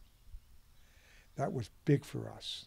We wanted them to become certified someplace. So we said, you can't study transitional on OFA property because they've already transitioned. It's got to be conventional farms. So it's got to be a research station. So that was the approach we took. That the big problem we have is transitioning to organics, and we need help. Now, Tom Payne opened the session by saying, we are losing some of our tools, and he meant chemical tools, and we need other ways of doing it. So it's a proper thing that we consider organic research. So I'm here in that vein that we think it's time for us to be doing it. So he went back to his university, and he appointed Deb Steiner. You recognize that name? Well, she's retired now. Unfortunately, she retired too soon. But Deb and Ben Steiner were two researchers at OSU that came in the mid-'80s. Do you know Larry Phelan? Well, he's a sustainable researcher that I admire a lot. We had him up here in Oxford and gave a winter workshop on life in the soil and its ramifications. So anyhow, Larry Payne called a meeting of researchers and farmers. Sean was not invited. OFA was not invited. Only farmers and researchers. So the university was researchers, and the farmers that were certified around were invited.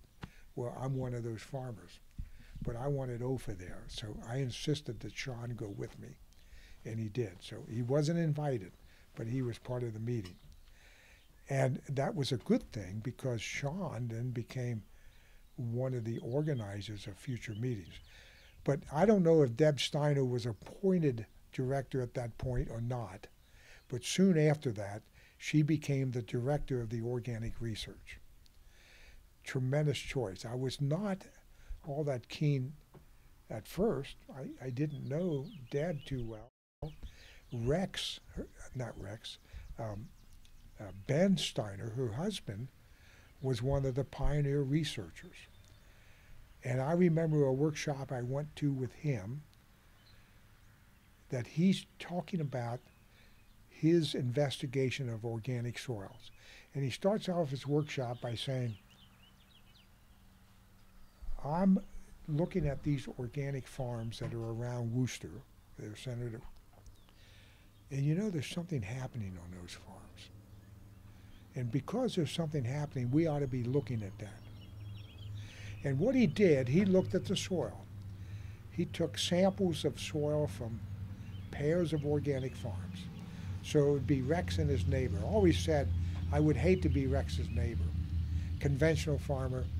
He's always compared to Rex, and Rex had such beautiful crops and was so successful. But that's what they did. They looked at the soil. So what Ben is looking at is life in the soil. And statistically significant, the organic farms have greater numbers of life and tremendous more diversity. So he's giving this workshop and he's telling us about this.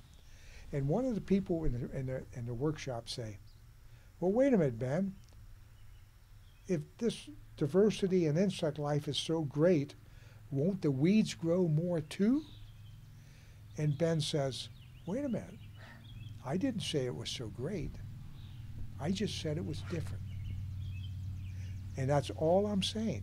I'm saying that the organic farms have more insect life and greater diversity than conventional farms. We don't know what that means. We just know that's a fact. Statistically significant. Well, Larry Phelan is at a workshop with some organic growers, and it's a grain growers workshop, and the corn borer is a problem in Ohio. And the conventional growers are all upset about the organic farms that aren't spraying, and they're causing the corn borer problem in our land. Well, he talks to there's a vendor at the workshop that has a certifiable pesticide to control the corn borer. The organic growers aren't excited about it. And he says, aren't you interested in that? No, we don't have trouble with the corn borer. You don't? So he does research. I'm guessing it was the same pairs of farms. Two of the farms is Joe Hartzler from Hartzler Dairy. Are you familiar with them? Well, they're not certified organic. And over the years, we've had a lot of problems between OFA and the Hartzlers because they've never been certified. But they practice that way. They practice that way. And Harold Hartzler is a pioneer for organics and before certification. He's deceased now, but that's Joe's father. And they got 4 boys in the parent farm. So I think there's 5 farms that feed the milk into the Hartzler dairy. And they probably sell on the conventional market too. But anyhow, the Hartzlers and a neighbor, it's Rex and a neighbor, and there's another farm in some other county, 3 different counties. It's 6 farms. Larry Phelan gets soil from these farms, conventional organic. He grows corn in the greenhouse, and he releases fertile corn borers, and he tracks the egg laying.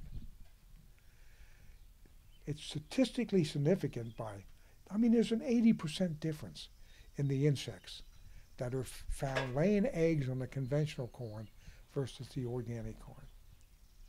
Now, to me as an organic grower, and my principles of what I think, that defies my logic. Because, yes, the soil's important, but so's the community. I have habitat areas, like the milkweeds back there. And you see all the weeds around. I don't mow my fence rows. I want those there for the diversity of insects. None of that is taking place here because the corn is in a greenhouse. There is no crop that was there the year before that changed the environment for the insects. So you're saying, so even without that, there were way more corn borers on the conventional? Right. Even without that environment that's there because of things you let grow. It's strictly the soil. It's only the soil that's doing this. And it's that insect life that's in the soil. See, we now know, and I mentioned this out there, that you looked at that leguminous plant and you saw that nitrogen module. Well, that's part of it. The other part of it that we've only learned, I'm going to say the past 20 years, and many, many conventional growers still haven't learned it. And academics, I had an argument when I gave my report for the League of Women's Voters with a nuclear, what's his discipline? I think it's nuclear science, nuclear physics maybe, that he was retired. But he said at this meeting, you cannot get nitrogen in the soil other than nitrogen fixation. And then I got all excited, and Jim Rubenstein said, hold it, Harv. Everybody gets to say something, and then the first time, then we'll go back the second time. So I could hardly contain myself to rebuttal him. But then I got up and I said, are you saying that the only way we can get nitrogen in the soil is by nitrogen fixation? And he said, yes. That's the only. I said, well, hate to say this, but you're a little bit behind the times. He said, it's probably 20 years ago, I'm not sure, but maybe more recent, that we've discovered that the life in the soil itself fixes nitrogen.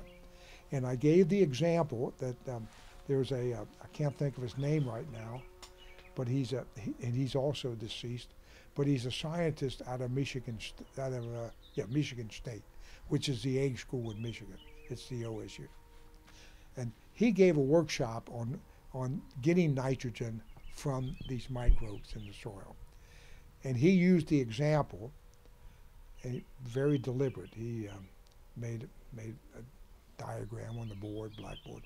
But nematode eats a bacteria. And I mentioned this out there. It gets an overdose of nitrogen and it urinates. Well, where does that urination go? It goes into the soil. And it makes that nitrogen available to the plant. Well, that's a small amount of nitrogen. But how many nematodes are in the soil? How much bacteria is in the soil? Thousands of bacteria sit on the head of a pin. So he says all of this is happening. It's a tremendous amount of nitrogen if you have the life in the soil. So here, Ben Steiner's research that's talking about the difference in life in the soil, what does it mean? Larry Phelan is showing a few years later what it means. Why is it important, or I won't say that. Can you told me, is it important to you that these scientific and official channels like OSU and researchers at universities recognize what you guys in the organic farming profession already know? It's extremely important. Why? We need to get chemicals out of our system. OSU ought not be running a horticulture workshop on promoting what you can buy chemically to put on your garden. We ought not be using those chemicals. I got cancer. I had a liver operation. I've had 2 operations this winter, which is the reason I'm a little bit behind back there.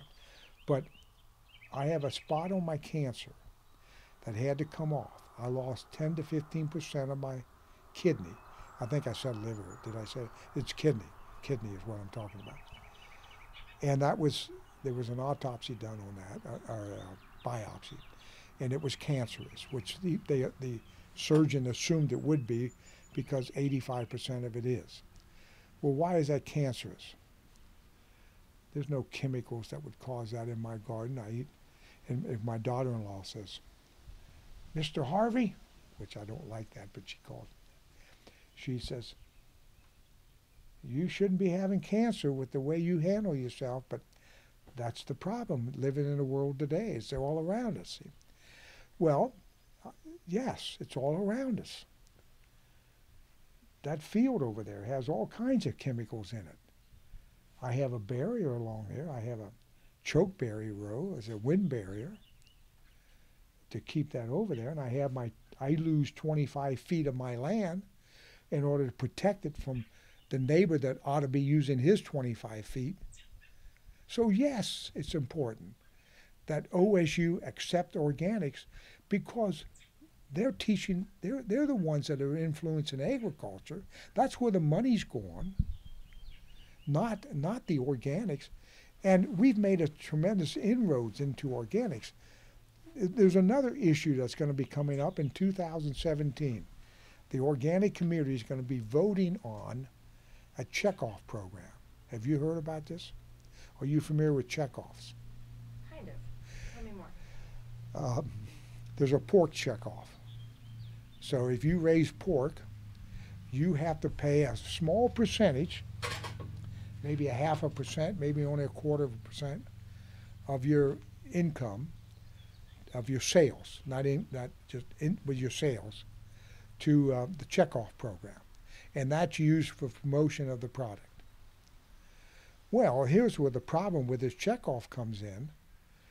The industry is worldwide, and they want to buy pork wherever it's cheapest, not necessarily U.S. pork. The U.S. farmer wants COOL. Are you familiar with COOL? C-O-O-L, Country of Origin Labeling. COOL. Farmers Union is very much behind that. Farm Bureau is not. What's the difference? Farm Bureau is agribusiness. Farmers Union is family farmers. Farmers Union is processors. Farm Bureau is processors. They don't care where the meat comes from. Farmers Union wants the meat to come from family farmers in the USA. So how does the checkoff program impact small farmers? Because the checkoff program is promoting the sales of this pork, and they're against the country of origin labeling. So they're fighting against the local farmer that's trying to have his meat identified as from the United States. It would be the same thing for the organic checkoff? Well, that's the tag. So there is no checkoff program that organic growers are satisfied with. How is a checkoff? First of all, I guess this is something I want to back up because I didn't get to ask you. I wanted to ask you about certification and the rise of the National Organic Program and how that changed what OFA was doing. But maybe to start, can you tell us a little bit about how is a checkoff similar or different than certification? The checkoff program, organic or conventional, are required to be in the checkoff program. I had to be in the vegetable checkoff program until we had national certification.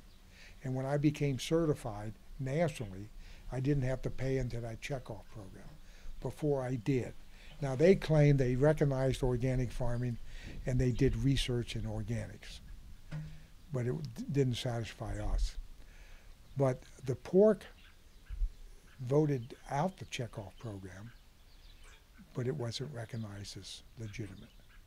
They did not honor the vote of the farmer. They kept the checkoff program going. So when they come up with well, first let's get back to certification. Yeah, I'm just, because I think that's something that you've spoken to indirectly a little bit, and it seems like you were around during some of that heyday, maybe in a leadership role. So how did national organic certification come on the table? How did it impact what OFA was already doing on a state level? Okay, OFA is got a very nice organic program. It wasn't always very nice. Early on in the certification, I was an organic inspector for certification. I hardly knew how to organic farm myself. We were just learning. But we knew that you didn't want chemicals. But we didn't know that treated lumber might be bad. We didn't know that you ought to have a time frame between when you put manure down and when you ought to plant, or harvest at least, for pathogens. We didn't know those things. We knew that rotation was important, and that was because of Rex Spray. He preached rotation so much, and he was one of the founders of OFA. I was not a founder. I came later. Is Mick Luber on your list? Yeah. I don't think he was an initial charter member. He may have been, but he was very early on. How about Ed Snavely? Just talked to Ed yesterday. Good. He was not he was an early person, but not a founder either. Ed is one of my favorite people. How about Michael Laughlin? Gonna talk to him on Wednesday. Good. But he was not around when it was founded either. But there was a certification person named Janie Mar Wareham, who's no longer a coordinator. But when she spoke at a workshop, she mentioned once that when we were early inspectors and we went out to inspect, we would ask the grower what they expected us to look for, because we really didn't know what they would be looking for. So we were inspecting to see if they were doing it right, and we were asking them what they thought we should be looking for to do it right. So it was really kind of actually grassroots, like very grassroots, based on what the farmers themselves thought was good practice. Right. Now, I think she exaggerated that road just a little bit, but she wasn't far off, because we didn't know what organics meant. Would you say the big concern at the time was more about personal health risks or more about environmental impacts, or both? I think both. I think environmental may have been more than personal health. But it was chemicals were the thing. More so, rotation wasn't quite as concerned to many people. As long as you don't put chemicals on, you're okay. And here's the thing. Texas at that time, their certification program was is a list of things you should do. Let's assume it's 10 things. I think that would be too short, but if you do 7 of those, you're certified. That's not good enough. And I'll give you an example. I'm inspecting a farm, an excellent farm. They're excellent today. This is a real example. This is a real example. But their land had been flooded. So they do everything right. They even irrigate from this same creek by using well holes. They dig a hole out here, away from the creek, so the water's filtered through the sand, and then they pump the water out of that to irrigate with. That's perfect. That's great. But flooding, you can't control that. But I was saying to the certification committee, I'm an inspector. I may have been president at this time, or I may have been treasurer. I was one or the other. There was only 1 year, 1 or 2 years I wasn't either. But I was of the mind, like Texas, they do everything they can control right. So they can't control the flooding, so let's overlook that. That's wrong. You can't have certification that way. But at that time, I didn't think it was wrong. And I petitioned to the certification committee to give them certification, and they did. Now this farm has since bought other land. They've moved away from that flooding. Even though they got certified that time, they knew that they may not get certified in the future if they stayed there, which they would not have. And that's a correct move. But we didn't realize it at the time, that there are some things that have to be prohibited. It isn't good enough to do everything but. You got to do everything. You have to do everything. You can't have any exceptions. I want to back up and just ask, why was it important to you all in the 80s and 90s to have certification at all? Why not just face-to-face direct marketing, tell people how you grow? Why does it matter to band together as Ohio farmers and say, we have this thing that we've agreed on means we're organic? Why does that matter? Because Rex Spray was selling to Japan, was selling internationally. He can't directly talk to his customer. He's one of the founders of OFA. His main reason for wanting an organization like OFA is because of organic certification. And this already existed in Japan and in Europe. No, I don't think it was organic. There was a movement for healthy food. I don't know if it was even, I guess there was some organics. When did organics start in the USA? Well, organic, what's it called? Organic, what was the organic grower? Right, you can keep going, I'm just making a noise somewhere, I'm gonna ignore it. Oh, okay.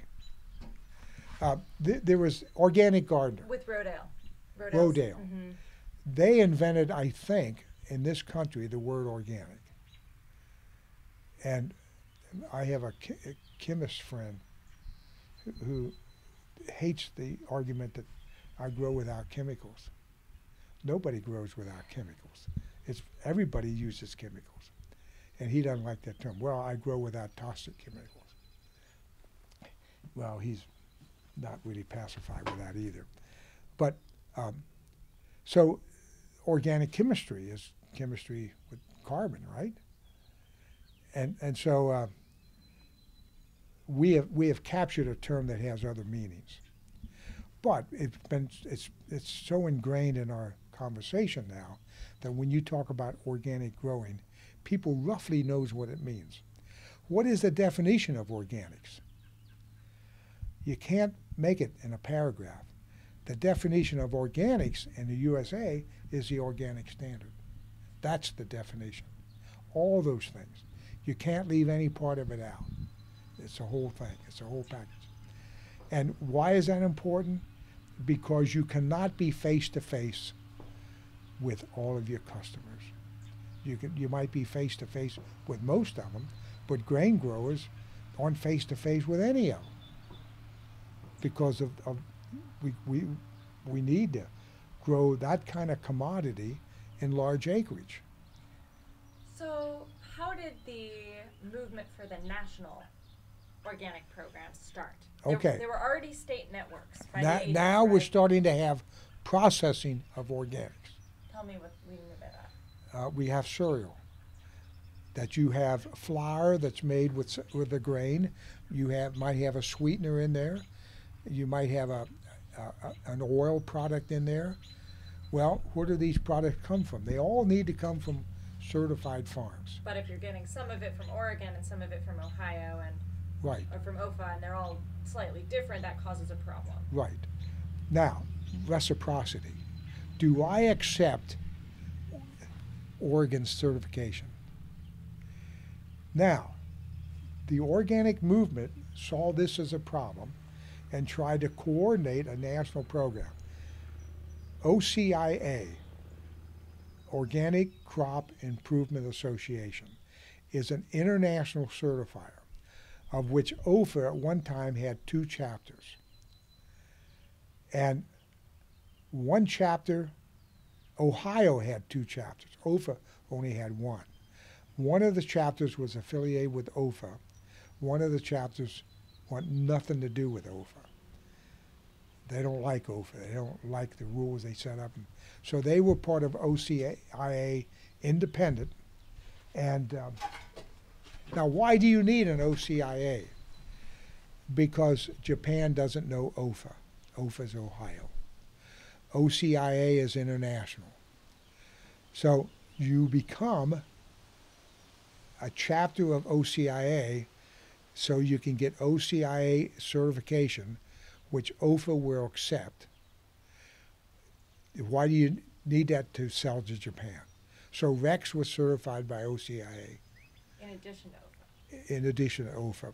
Maybe only OCIA, not even OFA, because it was a chapter of OFA and they were certified organic, and OFA would accept that as being certified. Or they may get OFA certification by being certified with OCIA. But OCIA would not accept OFA certification.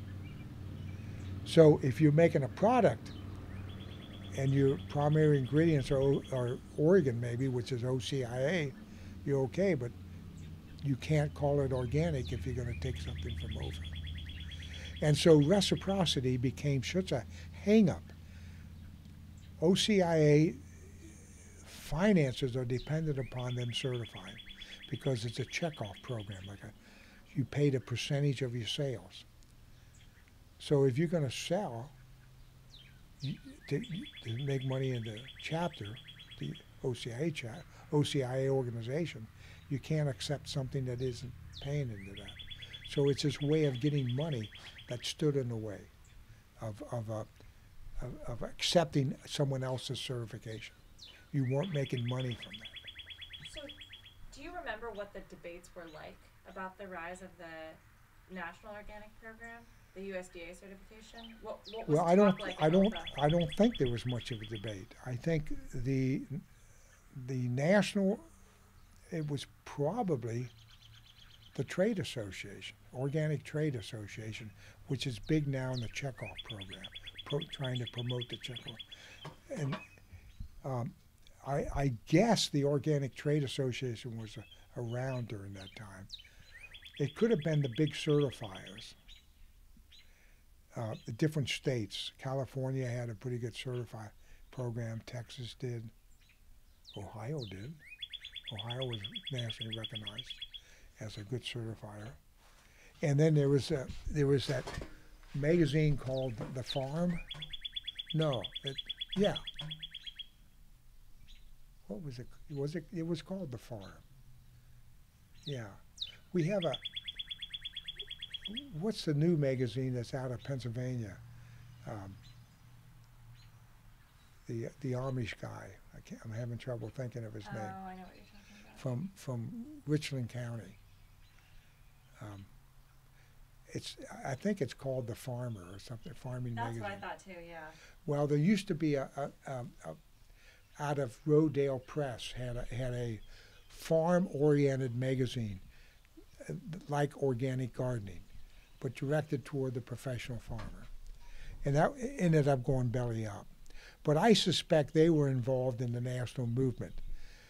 But I'm not sure of the movement behind that, the discussion behind it.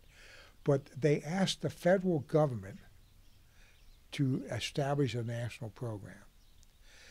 And so they petitioned Congress, and the one from Vermont, having trouble thinking of his name, the senator from Vermont, was very instrumental in Congress accepting the organic program.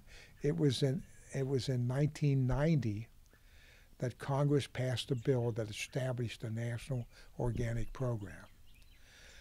I don't think there was much discussion then about this being good or bad. It's only after the program was put in that many people have said, why on earth did we ask the national program to get involved? And the answer to that was we could not work among ourselves. We were tightly held to what our certification was program, and we're not going to accept someone else's. That's what the problem. Did the National organic standards change what OFA was doing? No. OFA got into the national program with almost no changes. What the national program did, to its wisdom of the directors, was pretty much accept the broad range of common stuff that was going on countrywide. By the time the national program was instituted, the local programs were pretty much universal and all doing the same thing. It kind of evolved into that. And so we only needed a national program in order to have an accepted product from various certifiers. I see. So it was more communication, sort of like we're all on the same page. It can be reciprocal. Right, but it was but it was more than communications. It was that reciprocal part of it that wouldn't be accepted, and it's because of the finances involved in the running of some of the programs. OFA was different than that because OFA charged by certification, not by income. OCA charges by income. So it makes no difference how big you are. Your certification in OFA this year is going to cost $850. If you're big, it's easier to pay for, but you don't pay more or less because of your size. I see. But you get the money back, 75%, through the agricultural bill that OFA handles. It makes it very easy to get it back. So I was talking to an Indiana farmer at the market Saturday. I'm looking out there, but I'm not seeing anything. I'm just all the way to Indiana. Yeah. They want to become certified and are talking to OFA, and they knew that there was this rebate. But what I had to emphasize to them is you still have to pay up front, and that's very difficult because it's going to be in the spring when you don't have the income and everything's going out. But you eventually do get it back. But you may have to go in Indiana through the national program as opposed to the state program. And you would want to ask OFA about that because OFA handles for the state.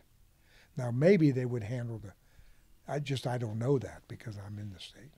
So they can no longer certify beyond Ohio? Oh, no, they can certify any place. We're talking about the rebate. Oh, the rebate, I see, okay. Yeah, yeah. Okay. All the certifiers, that's where the national program comes in. What does the national do? They certify the certifiers, not the individual farm. So I had a large discussion, long discussion, with a grower at the OFA conference this year. He did not want to be certified. He did not want to involved in that national program. Why? Because I don't want to be part of the federal government. I don't know why we asked the federal government in the first place to be part of this certification program. So you've seen that resistance? Yeah, I've seen a lot of it. I don't want to be part of the federal government. I don't want someone coming from the federal government walking in my field. And I said, no one from the federal government is going to walk in your field. Someone from OFA is. And I explained to him that you're still dealing with the federal government, but very indirectly. And the federal government is involved in OFA to make sure they're doing it right, but not with the individual farmers. You won't see them at all. And that was comforting to him. But in answer to why do we need a national program, prior to the national program, you could pick your certifier. The corporations were not too much interested in organics. They were starting to become interested in organics. Can you imagine in 2016, Walmart getting their own certifier? We have enough problems with corporate America cheating on the rules that I'm a big fan of Cornucopia, the nonprofit. They police the national program, and they hold the non-organic dairies that claim they're organic. They hold their feet to the fire, and they've taken the national program to court because of the big box stores shortcutting on organics. It's not a stretch to say corporate food industries do not want to do the work that it takes to get organic. They want the profit that comes from it. And unless you police them severely, they're going to cheat. And they've been known to cheat, and they have cheated. And it's because of police organizations like Cornucopia that takes a lot of heat and takes some adverse press about some of their tactics. But it's like this political season we're going to have with Trump out there that's so disgusting. And I don't know, that's a whole different thing, but it's kind of scary. I did want to ask you on the note, we've been talking for over 2 hours. Are you okay if I ask you a few more questions? Yes, I'm okay. Let me see what time it is. It's 3:08. You want to take a break? We can do that too. No, I want to take a break. I want to press on if you're okay. Oh, no, that's fine. I wanted to ask you, well, I'm good for another half hour if you want to go longer. Okay. I just want to make sure you have such a wealth of memories of kind of a critical span in organic history. I feel like I'm 28 and many folks in my generation come in and we know abbreviated history, but we don't necessarily know what went on, in the 80s and the 90s because we were kids and didn't see that. So what were the other struggles? Well, let me tell you about the organic program. It was during the first Bush administration, and Dan Quayle, the vice president, was in charge of the organic program. This is the certification program. Right. The National Organic Program, the National Certification Program. The act that was passed in Congress to develop the organic program. Dan Quayle was the administrative point person for the organic program. Now, the national law established a organic committee, the National Organic Committee, and that establishes the rules of the national program. And you have a board of directors, National Organic Board, I think it's called. I'm not sure of the titles. But the law required so many from different segments of the organic community. Farmers would have a seat, agribusiness would have a seat, government would have a seat, the agricultural program would have a seat, various seats. Well, the first appointments to the program, different organizations nominated people, like OFA probably sent in some names. I don't remember this at the time, but probably recommended some people to be on the national program. Well, the program, the national board, was made up of pretty good people, but the slots that they were in made no sense. It was just an appointment. Well, I don't want to become too political, but the Republicans are very resistant to regulation, the environmental regulation. They don't want any of that stuff. Well, it was the same Republican administration and attitude on organic regulation. We don't need all of this. Well, it took 12 years. It took, I think, may have been 14 years from the time the act was passed to actually become organic. I think the first certification under the national program, I think, was 2002. It may have been 2004. It was one of those 2 years. I'm not sure which one. But it took that long to get the national program developed. And when they first came out with the first proposal, it was soundly criticized by the organic community. Why? They asked the question, should we have GMOs in organics? The organic community was flat out flabbergasted. Don't even ask the question.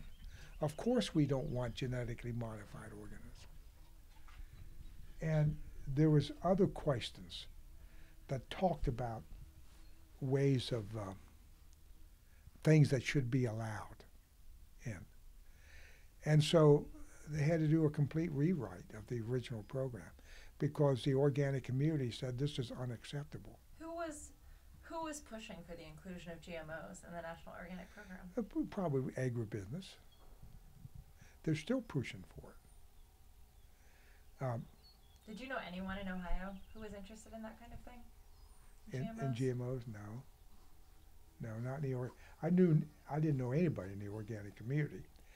I'm almost positive it wasn't farmers that were pushing for it. It was agribusiness. And well, look at what we're saying now. GMOs received the equivalent of the Nobel Peace Prize for research just recently, just within the past 2 years, because this innovative thing is going to feed the world.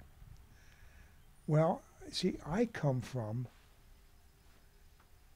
we have a slogan at our market, farmers market. It builds on you are what you eat. We say we are what your food eats. That is so significant. I want my beef, I'm not a vegetarian. I love meat. I want my beef to be raised on grass. I'm a raw dairy drinker. I have a herd share. I pick up the milk tomorrow night from my group in Oxford. I will pick up for 11 families. I want those cows to be raised on grass. And if that raw milk is less disease prone than pasteurized milk because of the bacteria that has not been killed in pasteurization. The pasteurization process, in my mind, makes the milk more unsafe than what I'm going to pick up tomorrow night. So not only is my milk healthier because of the bacteria, but it actually has, and I'm told this by scientists, it actually has a bacteria in it that fights the disease that the bacteria is protecting us from. Now my sister, 6 years older, the nurse, she's horrified that I'm drinking raw milk. Well, the medical industry, see, but I drink, I used to eat raw eggs, and I don't as much anymore, but I love an eggnog, make it, stir up these eggs, put in a little bit of nutmeg and a little bit of honey, and drink this down in the morning, a cold glass of this. It is so good. But I haven't had that in a while because actually since soon after I was married, I quit doing that. Edna has problems with that. And there is, when you do that, you actually get some slime of the egg in it. So she has trouble with that part too. But I love that. I wanted to ask you, looking back over your long career at Locust Run here, how has being a key part of the organic farming movement in Ohio changed how you eat? Well, it's changed tremendously how I eat. Can you tell me about that? Well, I have a heart condition. I had a heart attack in 6 months before I retired from teaching. Well, how do you protect your heart? Low fat. So I was on a low fat diet. I drank skim milk. I got off of skim milk when Joe and Janet Strite, Fresh Air Farms in Trenton, came to market selling beef that they pasture raised. They had a cow that they milked for themselves. Hi, guy. And the people in Oxford found out they had this cow and they wanted some of that raw milk. So I started getting raw milk from them with their second cow. Well, they now have 400 raw milk customers, and they're milking just under 30 cows. And I helped them milk 1 day a week until last year. It's been over a year now that I haven't been milking with them. I had a stent with pneumonia in the fall of last year. And when I was in the hospital for 4 days, and I was so weak afterwards. And so I didn't go back to milk after that. I just figured I needed to spend more time with my own farm.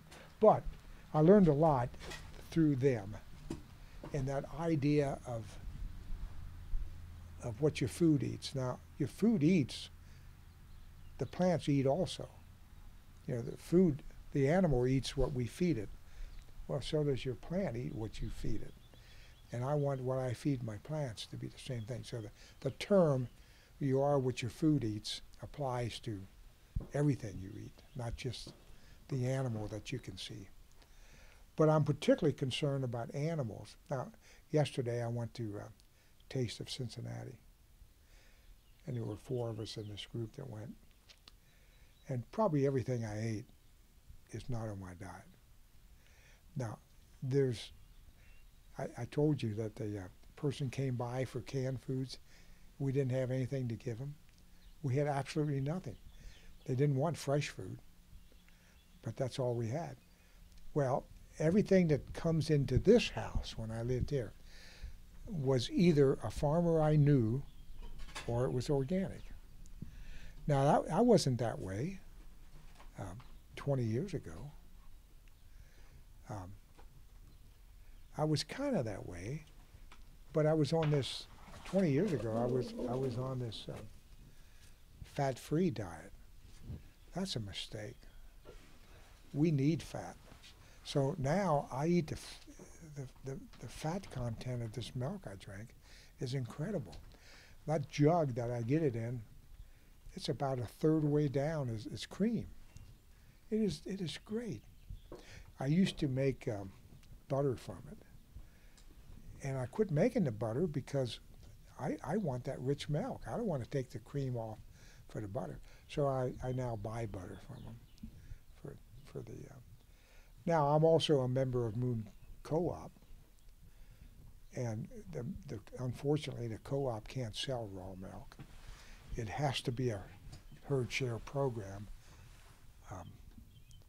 and that's an interesting story. You know, the raw milk people under the Taft administration.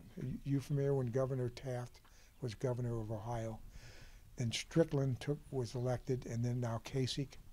Well, Taft went after the organic dairy people, the herd share program, and he took them to court for selling milk in the herd share program.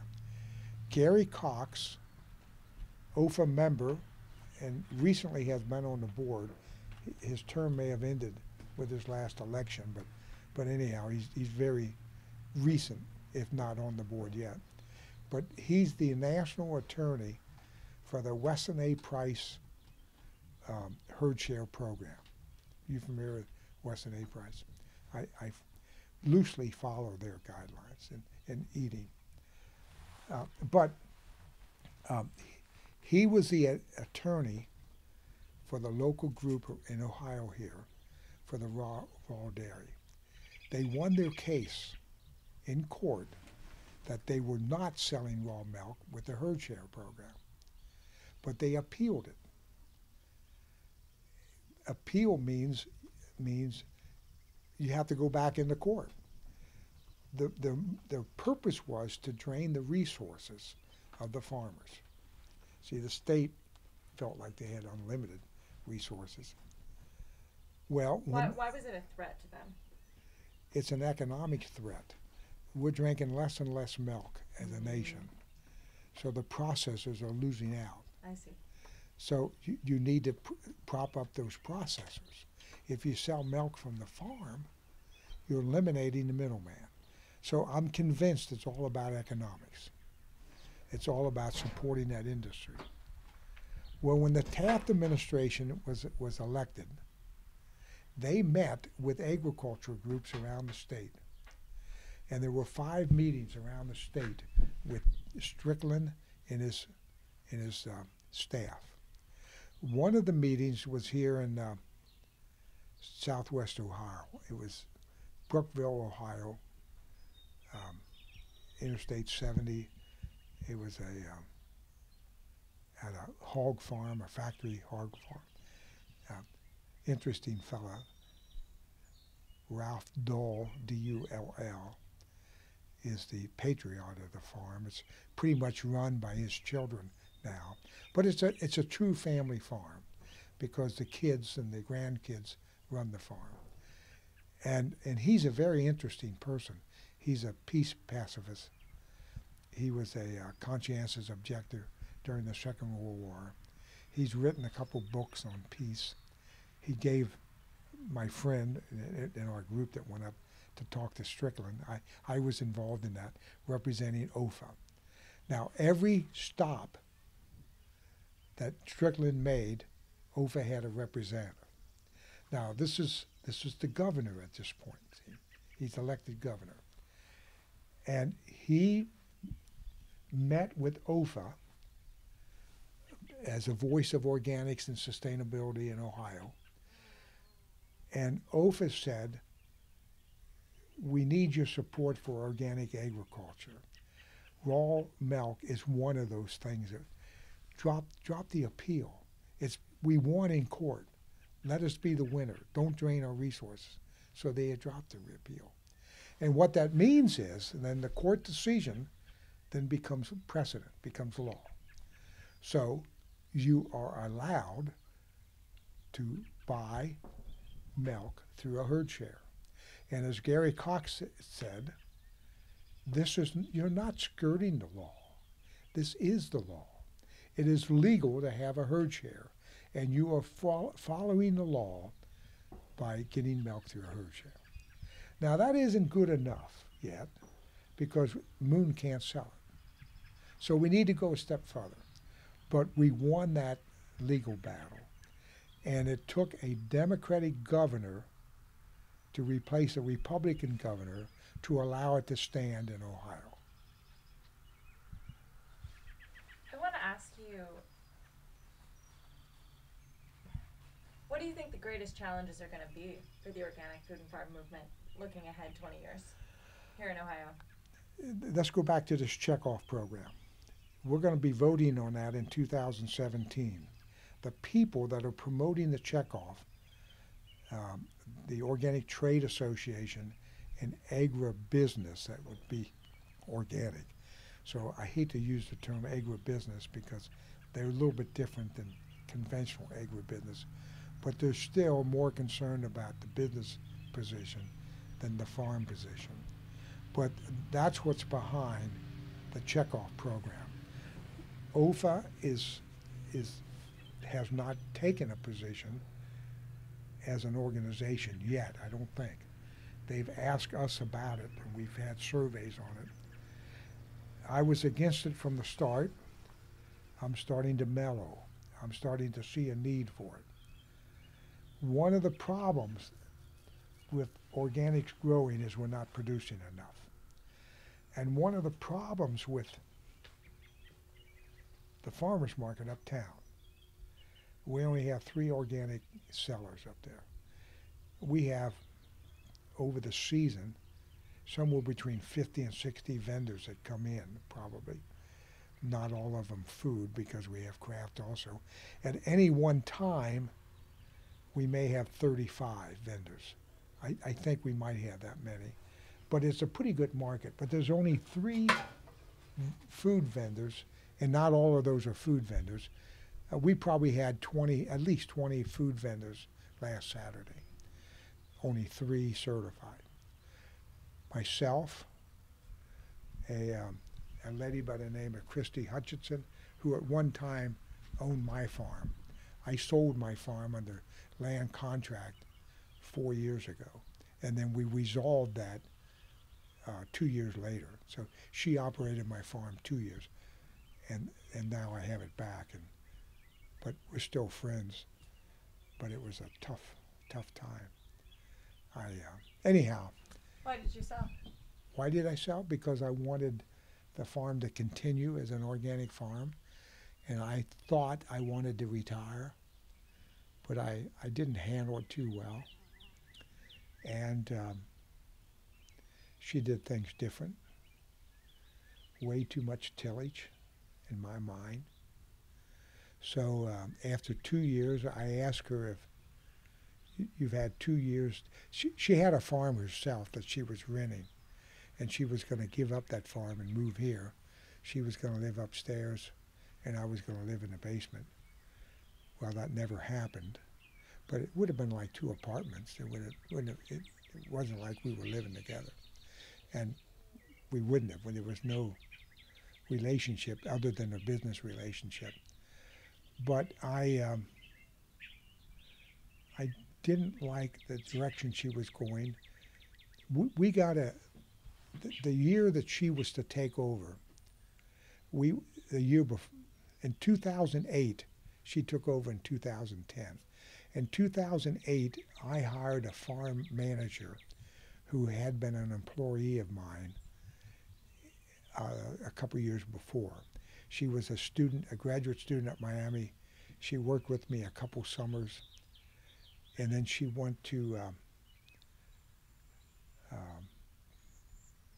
East Coast.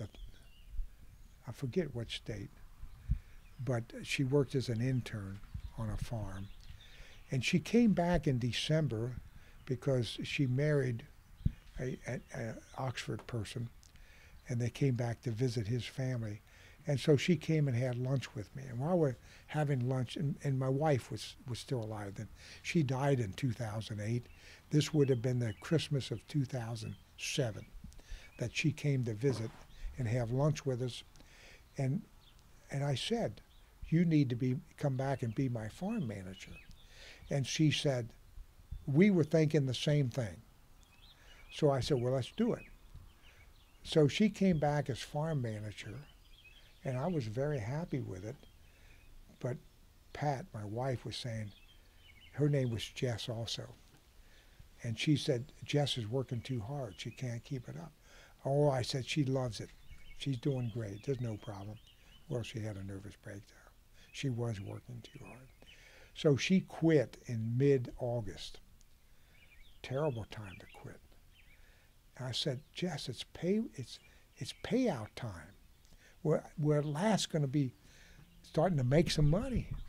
I'm so sorry. I have to pause this for 1 month. What concerns me is a number of people that should be small vegetable growers that should be certifying, that don't think it's important, don't think it's necessary, or can't afford it. Can't afford it is no longer a valid reason. They do have to come up with $850, but they're going to it's going to cost them, I think, $225 net after they get the rebate. Now, if you can't afford that, then get out of farming. That you're just not realistic on what it costs to be in business. Why is that a threat? Why do you feel like that? Why does that disappoint you personally if people aren't willing to be certified? Because we want to promote organics. The only way you can do that with the national program, you can't say you're organic unless you're certified. Now, I agree with that. But there's many people that were organic before the national program that feel like it's been pulled out from under them. And there's some truth to that. But that's almost over with now. That's not relevant. There aren't people turning to organics that feel like they want to say they're organic and can't because they're not certified. Get certified. The government is involved in it. I'm not going to be anything that the government has involvement with. I'm going to be political again, but it started with Ronald Reagan when he says, when the man comes knocking on your door and says, I'm from the government, look out. It's the government that's the problem. They're not going to solve your problem. And the Republicans have been promoting that so much with small government that any regulation by the government is perceived as being bad. We got to have regulation. We had the whole housing crisis and the downfall back in 08, 07, or whatever it was. That was caused by lack of movement on regulations. But anyhow, to not be certified because of the government, I don't have an answer for that. You're dumb. You're not taking a responsible position. I don't know how to convince someone that that's a poor argument. But all the other reasons simply don't measure up. I want to be certified because I want to be proud of the fact that I raise my food organically. And I want everybody to raise our food. Why do we still have the Extension Service pushing chemicals? They would have to change if the population forced them to change. We've already forced the corporates to get involved because of money. But we still need to keep that momentum going. We need to eliminate chemicals in our food. That's for sure. I got cancer. I got skin cancer. That's from the sun. But I got a sore on my back right now where skin cancer was cut out. And it's having trouble healing because of the location. I got skin cancer up here. I had skin cancer here. Those you can't see anymore because they've healed, because I could keep them in the open. In the back, I can't because I have to wear a long sleeve shirt now to keep the sun off of me. I can't put my shorts on to keep the sun off of me. Well, what's the reason for the sun being a problem now? Carbon? The way we grow our food? It's all related. We got to change this concept that we can do anything with the environment and it's going to be able to handle it. We cannot. And food production, if we're going to feed the world, we're going to do it organically. We're not going to do it with GMOs. We're not going to do it chemically. Organics is the most efficient growing system we have if you take away the human resource, the time. Conventional agriculture is much more efficient in terms of manpower, but it loses on water and all the other inputs. It is more inefficient on those things. So if we cannot afford to continue farming the way we are and feed the world, it's going to have to be more of an organic type thing. And so what does that mean? It means that that farmer next to me who thinks he doesn't need certification needs certification because the customer is not going to buy from him unless he's certified. I want to buy organic bread. I want to buy it at the farmer's market. I cannot. We have an excellent grower, excellent baker of bread, and we eat her bread every day. But she does not use organic flour because it costs too much. It doesn't cost too much for me. I'll pay you the extra buck a loaf. But I'm the only one that wants to pay that, apparently, or one of the few. She says she can't compete if she uses organic flour. Wyoming market. When Christy was running my farm, we did that Wyoming market, Wyoming, Ohio, the community north of Cincinnati. There's a grower there. He uses King Arthur flour. And he was telling me, I use the best ingredients money can buy. Is it certified organic? Well, no, it's too expensive. Then you don't use the best ingredients money can buy. And I don't want your bread. Well, I could say that there, but I can't say that. If I want to eat what is every other reason or quality bread, then I have to buy non-organic. And I don't want to do that. So we need to keep pushing. So what about the checkoff program? I think I'm going to vote for that. They have made some inroads into the kinds of things that the conventional farmer has resisted. It's only for 7 years, I think, but it's a limited number of years.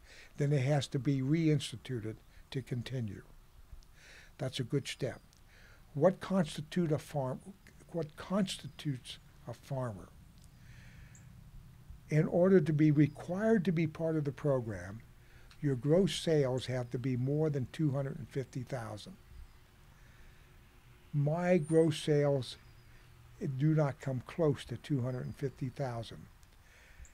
When I was bigger, I was over 50,000 gross income, but I have not even been near close to 100,000. I know some growers that do gross that, and I'm amazed at that. So, but the new program, if it's instituted, would allow me to be part of the program if I choose to, and I would pay the same percentage that the 250,000 would pay. So for my 15,000 I'm going to gross on this, I'm going to pay that percentage and be part of the program. Then I have a vote on this program. As it is, I have a vote on whether or not we should do it. In 7 years, or whatever the number of years is, I would not have a vote unless I was part of the program. I will be part of the program, and I will have a vote. Now, what's wrong with that? As one of my friends pointed out, what's to say that that corporate farm out there suddenly doesn't become 10 farms? A part of their corporation owns this farm, another part, and they diversify their operation into 10 operations for voting purposes. Well, I don't know what's to say, but I'm willing to take that risk. So I think I'm going to vote for that checkoff program. And it's only for organics? Yes. It'll be, and I don't remember the percent, and I don't remember the cost it would cost me. What is it? Yeah, what would that mean? I'm having trouble understanding how this would impact a farm and would be different from certification. So if I'm a 5-acre vegetable farm and I'm already certified through OFA, what would the checkoff do to me? The money I pay for certification is used for certification. The money I pay for the checkoff program is used for what the committee will decide in what's in the legislation. A high percentage of that money has to be used for research. None of my certification money is used for research. It's only used for operating expense. A high percentage of that money is going to be used for marketing. None of my certification money is used for marketing. So right there are two things. Now, a lot of it's going to be used for management, for the administration of the program. But that's the reason for the checkoff. That's the reason for the conventional checkoff, that it's used for research and marketing. The problem with the conventional is what research and what marketing. Well, I will have a voice on the board, and I will have a vote as to whether or not we continue the operation. So that says they better follow what I want, otherwise I'm not going to vote for them. And that fear of the corporate farm being broken down into little entities to give them more vote, that's a real concern. But I'm willing to take that chance that won't happen. So I will have as much vote as the corporate farm out in California that's raising organic cabbage. They have one vote, I have one vote. And I like that. But I have to pay, I won't have one vote unless I become part of the program, but I will. I have to ask you on the whole, how do you feel about the future of organic farming in Ohio? Do you feel optimistic? I am optimistic. I'm very optimistic. I'm a little bit troubled by just what I've already stated, that not enough small farmers are getting certified. There's a tremendous movement in organic dairies that are becoming certified. Some of my friends who were commodity growers have now gotten into dairying. The president of Farmers Union, Joe Logan, has talked to me recently about organics. He wants to, I think he might be a dairy. I'm not even sure what he does. But even the commodity prices, when you get 50% more for a bushel of wheat or corn, it makes a difference. When you have more input, but it's in labor, it's in management, it's not in products. See, the organic industry can't fund what this checkoff is going to fund because we don't use enough inputs to pay for that kind of advertising. The checkoff program would provide that. So I'm thinking, I'm turning 180 degrees on this thing, and I'm saying that we need more money in research and we need more money in promotion. And that's one of the ways we can do that. How do you feel about the young people and beginning farmers who are taking up this line of practice or becoming organic Well, I'm farmers? excited about it. I just wish more of them would get certified. And I have a very easy operation, so my paperwork is minimal. But I hear stories like this. They say, well, if I decide to plant something else in that field, I want to be able to do it. Well, you can do it. You tell them, you tell the certification committee what you intend to do. The next year, you tell them what you did. You can do whatever you want to do. The inspector's going to change the sheet when he comes and inspects what you did. They're not dictating what I have to do once I say it. I can change. There was no reason in terms of losing control that certification would impact. But the record keeping is pretty intense. But it's record keeping you ought to be doing anyhow. I don't do anything for certification that doesn't help me in my operation. I may not do it, but I should be doing it. I should be doing it. Now, I want to ask you just a couple of closing questions. What do you think that new organic farmers now need to know about what you and other farmers in your generation have done for this movement in Ohio? What's your legacy? I would hope that they would appreciate what the soil can do for growing, because my fields, other than weeds, take care of themselves. I don't worry about insects. I don't worry about diseases. I haven't used an insecticide in probably 25 years. And the insecticide I did use was clay. It was a product called Surround, and it's a clay product that you mix with water and spray on it, and it just puts a coating on the plant. And I did that for aphids and cabbage. I have not used a poison for almost the history of my farming.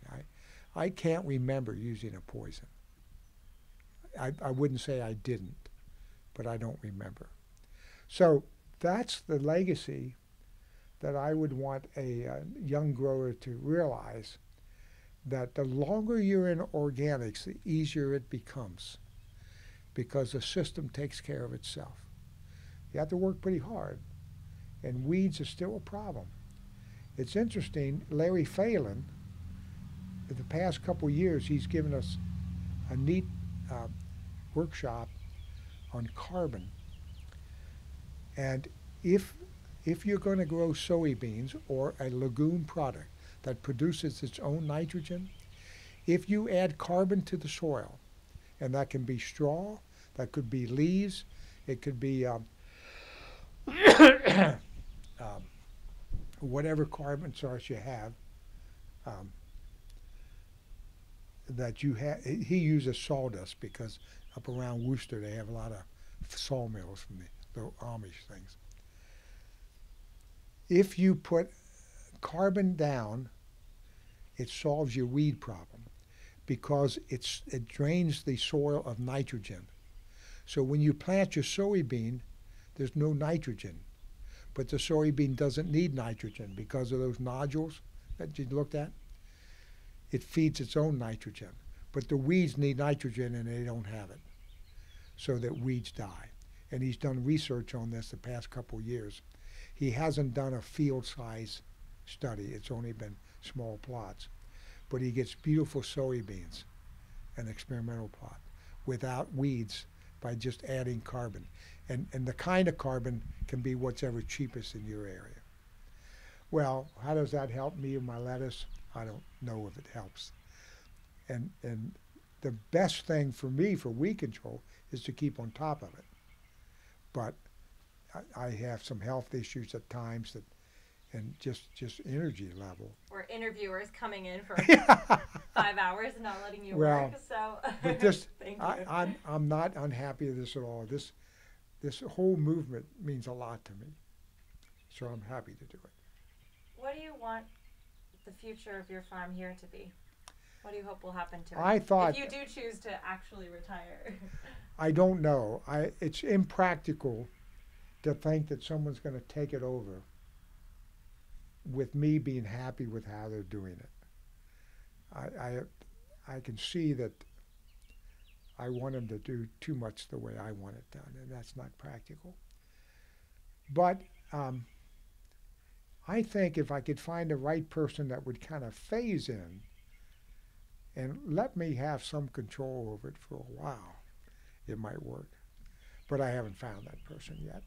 I do think you can make a living on this, but the best arrangement, I've been asked, what would you do if you were to start over? Would you farm or would you educate? Teaching allowed me to get into farming. Would I be able to farm without teaching? I don't know. It's kind of nice to have another job to phase into it.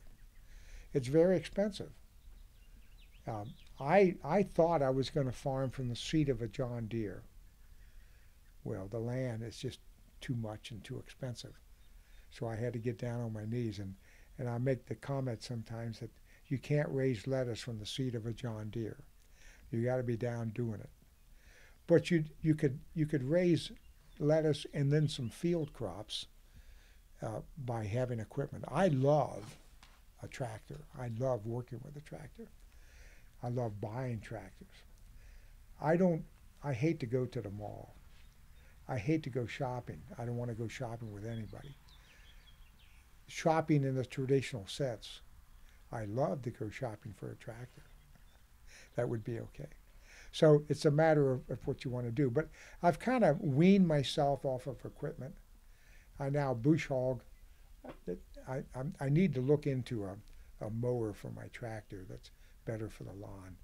I'm embarrassed for my neighbors and how my lawn. I have very good neighbors, and they tolerate what I do to the lawn, but I need to do a better job. The lawn's fine with me. I'm not a lawn person. And it's interesting, when my wife she was a health aide in a school when she was working, and one of the people in the school drove past our place and said, "Your husband better do something about those white flies that are in the grass. Your grass looks terrible with those white flies." Well, they're talking about the clover. And she says, "I think my husband would disagree with you on that." But that's another thing. Suburban lawns and the chemicals that are used. Get off those chemicals. I heard someone call public radio. WMUB is now part of Cincinnati Radio. That used to be Miami University Public Radio, is now part of Cincinnati Public Radio. And they use the transmitter in Oxford for MUB to transmit what comes out of Cincinnati. And it was because of financial, because of the amount of power that we could have, and the population it would serve was too small. So, but they have a call-in show in the afternoon in Cincinnati, and one day a week it's on gardening. And they have various farmers come in. And a guy called in. He wants to be organic, but he wants to get rid of the clover in his yard. That person needs an education. Forget about that. getting rid of that clover. You want that clover in your yard, but that's what you're dealing with. It's the ignorance of not appreciating the soil and the relationship. Nothing happens in a vacuum. Everything you do affects everything around it. And so the principle would be the soil and everything around where you're farming. We have a vendor at the farmers market. They're German Baptists, and they wear the garb of the conservative. They're very nice people. They got 5 kids, stair steps, but they're a neat family. They had an open house, and Edna and I, my wife, went out. It was the summer before last that they had this open house.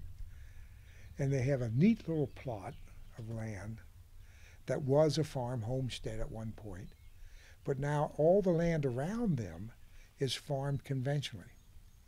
So right up next to their property line is a cornfield, and they got a strawberry patch right here.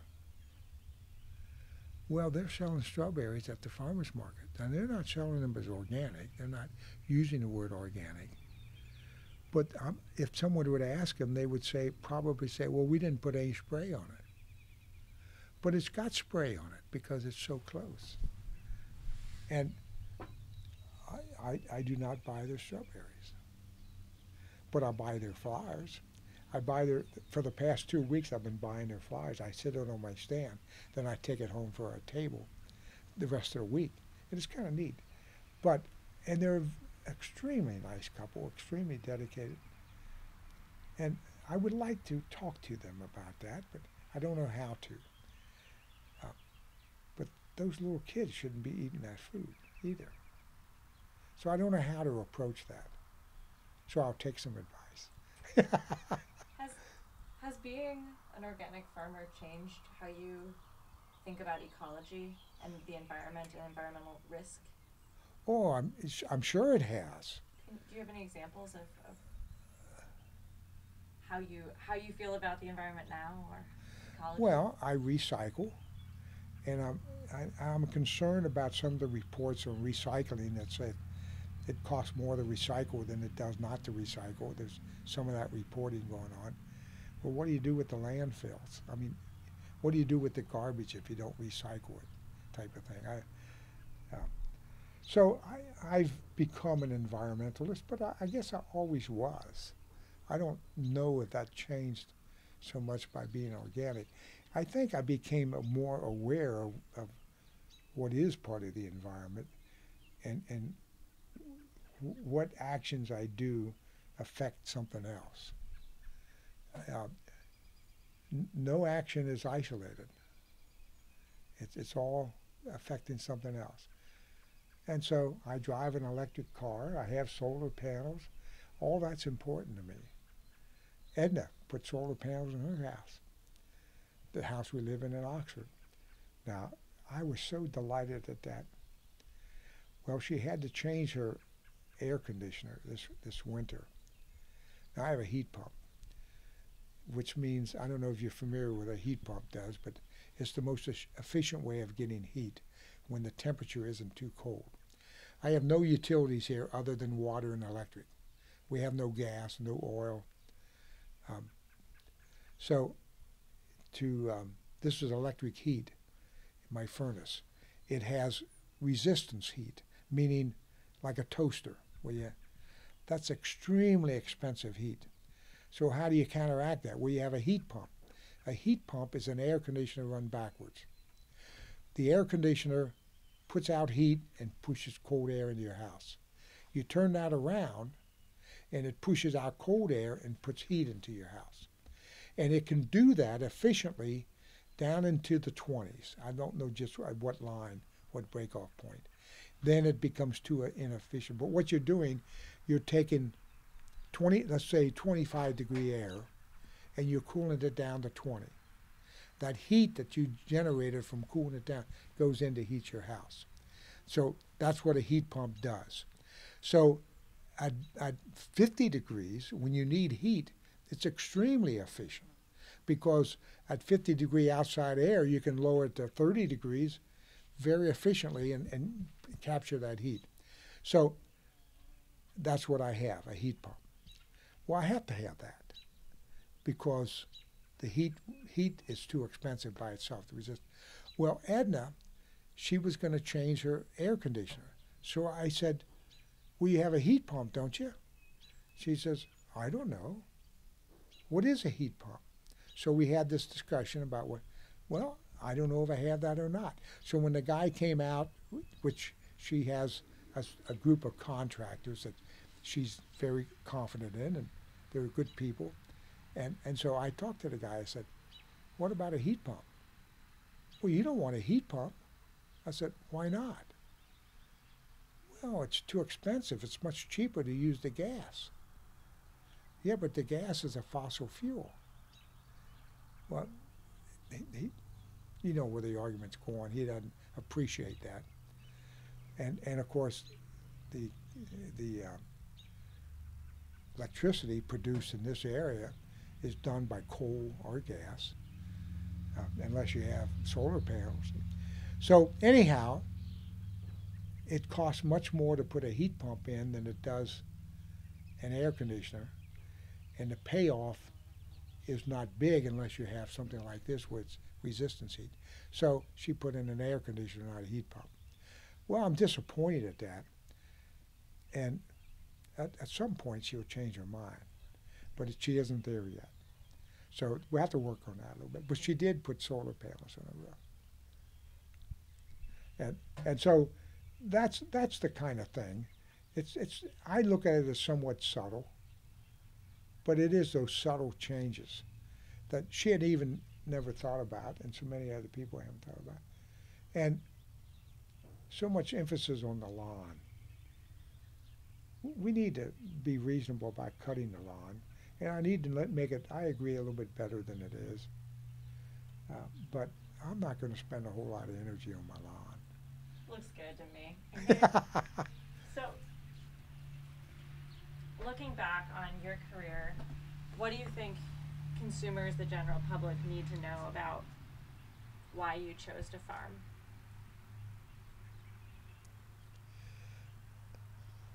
They need to know that what you put in your mouth is more important than your doctor.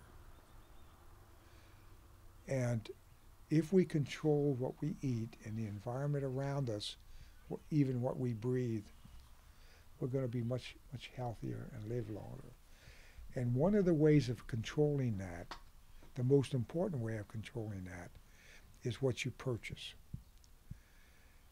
And when you purchase something, you need to ask yourself, how do I get rid of it? And if you ask yourself how you get rid of it, and the answer to that is too complicated, then maybe you shouldn't buy it. And I think that's an important rule for life, to ask, how do you get rid of it? So, in farming, gosh, my system is so good, produces so much at minimum input. Does it make money? Well, for an old man who doesn't do much, it doesn't make as much as it would be for a younger guy that did more. But it certainly makes an old man happy. So that's where I'm coming from. I'll ask you one last question. I promise I'll let you go. You've mentioned a couple of times when the farm was in its heyday, having a lot of workers and having interns and things like that. I wanted to ask how having been a teacher for most of your career has made you a teacher in your farm life. Do you believe in educating and that this farm can be a space of... Well, it has made me a teacher. And I hear that from people that have worked for me, how much they say they've learned from, and they can understand why I was a teacher. And so that makes me feel good, because I do want to teach people, and I think I do. Now there's a guy that grew up here in Oxford, I can't remember his name, but I met his mother. But he went to Miami University and got his bachelor's degree, and eventually ended up at University of Minnesota and got a PhD in I want to say microbiology or something like that. But that isn't what he does. He's a farmer. He's an organic farmer. And there's a professor by the name of Hardy Eshball that's a life science biology type professor. He's retired now, but a couple years ago they have an annual granted speaker that comes in, and Hardy had this guy come in and talk about his organic experience as farming. And I was very impressed with him. And he was talking about the number of farmers that he has started. Now, I don't have that kind of legacy. I wish I did. But that's somewhat what we need, is we need farmers to teach other people how to farm. And he's doing that at his farm. Now, he's going to be teaching. He was here, I think, last year. It may have been the year before. But the next academic year, he was going to be an adjunct professor for one class. But he hadn't used his PhD at all since he had gotten it. But he's a very successful farmer. Successful in the sense that, I don't know financially, but he made a living, and he's promoted that type of farming. Now in Ohio, there's I think it's called Green Edge. It's Becky and Kip Ronde. Do you know them? They're on my list to talk with. Oh, great. Well, they're an example of that kind of thing too. They hire people year round. I think they have, I want to say, a half a dozen employees in the wintertime, full time. I'm not sure if it's that number, but it's a significant number. Significant in the sense of having one is significant, but they have more than one, and half a dozen seems to come to mind. Now, I know Becky. I don't know Kip that well, but I know Becky from early years of OFA. She was the education chairperson when we had committees that made up the board. We have since restructured the board, but she met Kip in Athens because we wanted to have a mini conference in Athens. And she went there as a volunteer. She had a landscaping business that she did organically. And she meets Kip. Well, they eventually get married and have a family. And, well, I don't, no, they don't. Kip had a family, and Becky became part of that family. He had 2 daughters when Becky met him. So they are a neat couple, and they received the Stewardship Award, which I received in 2005, Pat and I have the plaque above my piano. I'll take you in and show you that right before you leave. But she got that 2 or 3 years ago, it seems to me. Not this past year, but either the year before or the year before that. She and Kip got that award. Now, the award is the committee that decides the recommendation to the board. The board makes the final decision. That's made up of previous recipients. So I was involved in the fact that they got that award, and I was very much involved in that. But that's an example of the kind of thing that we need more of, because some of those workers that are working for them are going to be just doing the same thing they're doing. And there's a fellow local that's working locally now. Ken Stern is his name. He's not a farmer. He's an organizer. He's funded by a grant. But he's making the pitch that for local food, we've tapped it out unless we take a different approach. We've sold as much at farmers markets as we're going to sell. We're selling as much off the farm as you're going to sell. if you want to get more organic food out there, you need to have farmers that are farming more, increasing their acreage to make it available on a wider scale in the supermarkets. And well, he uses Becky and Kip as an example because they're shipping to Columbus food. Well, they are an example of that. We have resistance here by young farmers to get too big. I would resist that. I don't want to get any bigger. Well, I can't, but we used to raise 2,000 tomato plants, and we sold a lot of tomatoes. I went to 5 farmers markets a week at some points, always 3, always Monday, Wednesday, and Friday or Saturday. And then we started doing Friday and Saturday. That was a bit much. But yeah, I was as big as I wanted to be, and I was happy with it. We could have made a living. We never had to because I had the teaching, and now I'm on a teacher's retirement. But the farm could have produced, but I would have had to spend more time at it. I would have had to give up the teaching part. And I did. This was a full-time operation. When I retired in my mid-50s, so I still had lots of energy. I could do a lot, and we produced a lot of food, but it still wasn't a full-time income. Could have been, but it wasn't, and I made no effort to make it that way. I should have put up more hoop houses. Doug Siebert and Leslie Garcia probably are not on your list, are they? Because they weren't as involved in the early formation of OFA in the organization. They were certainly involved in early organic farming. They are tremendous. They're in Spring Valley. And where is that? That's southeast of Dayton. It's route. It's the same route that goes from Cincinnati past the 2 black colleges, Central State, I think it's called, and what's the other one? Wilberforce? Yeah. They're on that same highway.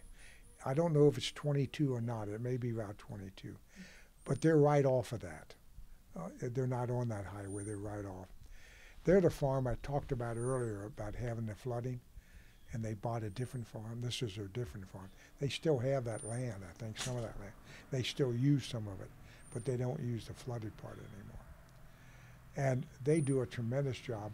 But Doug, there was a conflict between Doug and Leslie. Leslie wanted to stay small, and Doug wanted to get large. What Doug wanted to do was to put up more greenhouses, which he has done. So this is what has made Becky and Kip Rondi's farm so profitable, the season extension they've done. And Doug is big into that. And Doug is a first-class farmer. He knows greenhouses. I'm sitting in a extension service, a county agent giving a workshop on season extension at the OFA pre-conference. And he's talking about building a greenhouse. Doug Siebert knows so much more than he knew. And I wanted to say something about a different approach to, they were using wood on the ends. No, see, there's no wood on the ends of mine. That wiggle wire, I don't know if you know it, but that's my phone. I can pause Let's it. see. We're back talking with Harv, and I was just saying, is there anything you haven't gotten to share that you think is really critical that people know about you or what you're doing here at Locust Run? Well, water issues are going to be an issue of the future. And I raise lettuce, and I use lots and lots of water to raise that lettuce because we water so often, and in the raised beds deliberately to let the water drain, so it needs to be watered more. But we're in the Miami Valley aquifer is where our water comes from. We have plenty of water here. There's no shortage. The aquifer is not going down, and it's a clean aquifer. They try it. They, meaning the authorities, try to protect it, and the water's fairly clean. So I'm using public water to irrigate with. The downside of that is it has chlorine in it, which is the opposite of what I want.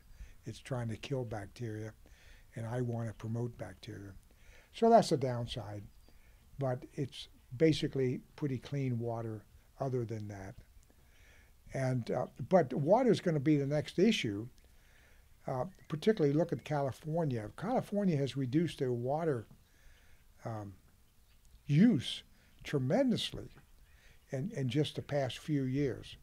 But that's going to be an issue. We're going to have to start raising crops that are more acclimated to their area and don't use resources that we have to import. And that's what's happening in California. So how did California become the biggest food producer? Well, it's because of their warm climate, not because of their overall climate. So we're going to have to move some of that production back to the Midwest. And we're going to have to use the water here. So that's what we should be doing, producing that cabbage that we ship across the nation here, those peppers here. Ohio used to be the #2 producer of things like tomatoes and peppers in the nation. Well, California was still the leading #1, but we're not #2 anymore, I don't suspect. I don't know that. But we can produce a whole lot more now. And with season extension, we don't have to be importing food nearly as much as we do. So that would be my final part. Can I ask you 2 last questions? Okay. Maybe quick. You're someone who grew up really close to where you're still farming. What does this place mean to you, being a part of Hamilton and Butler counties for most of your life and contributing to the foodscape here? This piece of ground right here means quite a bit to me, but I've never felt part necessarily of Butler County, particularly Riley Township. I live in Riley Township, and I was in the hospital with pneumonia up here in Oxford last October, and one of my nurses lived in Riley Township, and she was so excited that I was in Riley Township. Isn't it an exciting place to live? And don't we have neat people? And I said to her, I wish my neighbors, the overall community, not my direct neighbors, would want to educate their kids. And she says, what do you mean? I want to educate my kids. And I said, do you vote for the tax issues? Well, some of them when I think it's important. And I said, Riley Township has not supported a school issue in over 70 years, since it became Talawanda School District. They're still rebelling of the taking away of their local school. Now, there is no other school system, public school system, in this county, in this township. So if you consistently vote down school issues, you're saying to your kids that education is not important. And that's what is around me, that kind of attitude. We have had cross burnings in my time of owning this land on several farms around here.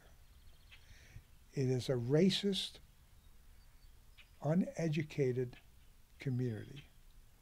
And I do not have a good feeling about this area.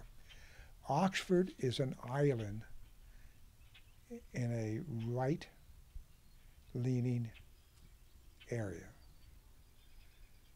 And I tend to be much more liberal than my neighbors are. And so the nurse that I talked to in the hospital had tears in her eyes when she left our discussion.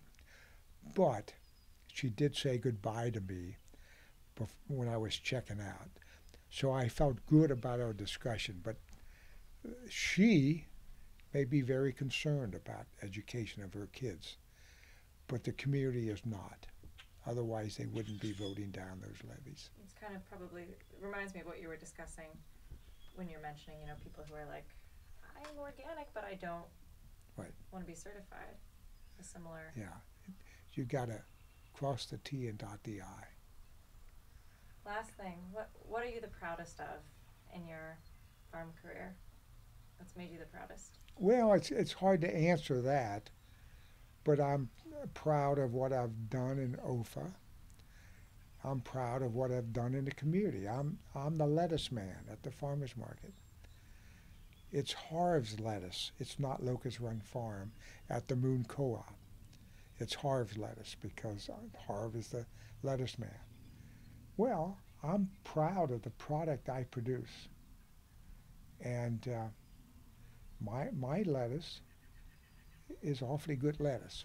And I mentioned out in the field there, I'm going to take just a minute, back in 2010, yeah, we sold lettuce to Richard's Pizza. We were their lettuce supplier for their salad.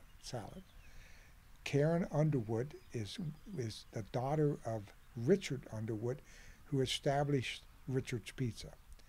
It's Karen and Gail, the two daughters, now run the business.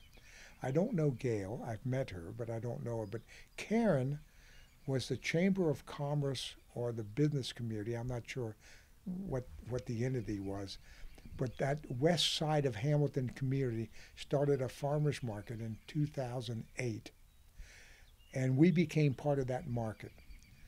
And Jess Camp, I mentioned, was my farm manager. She was my farm manager that year.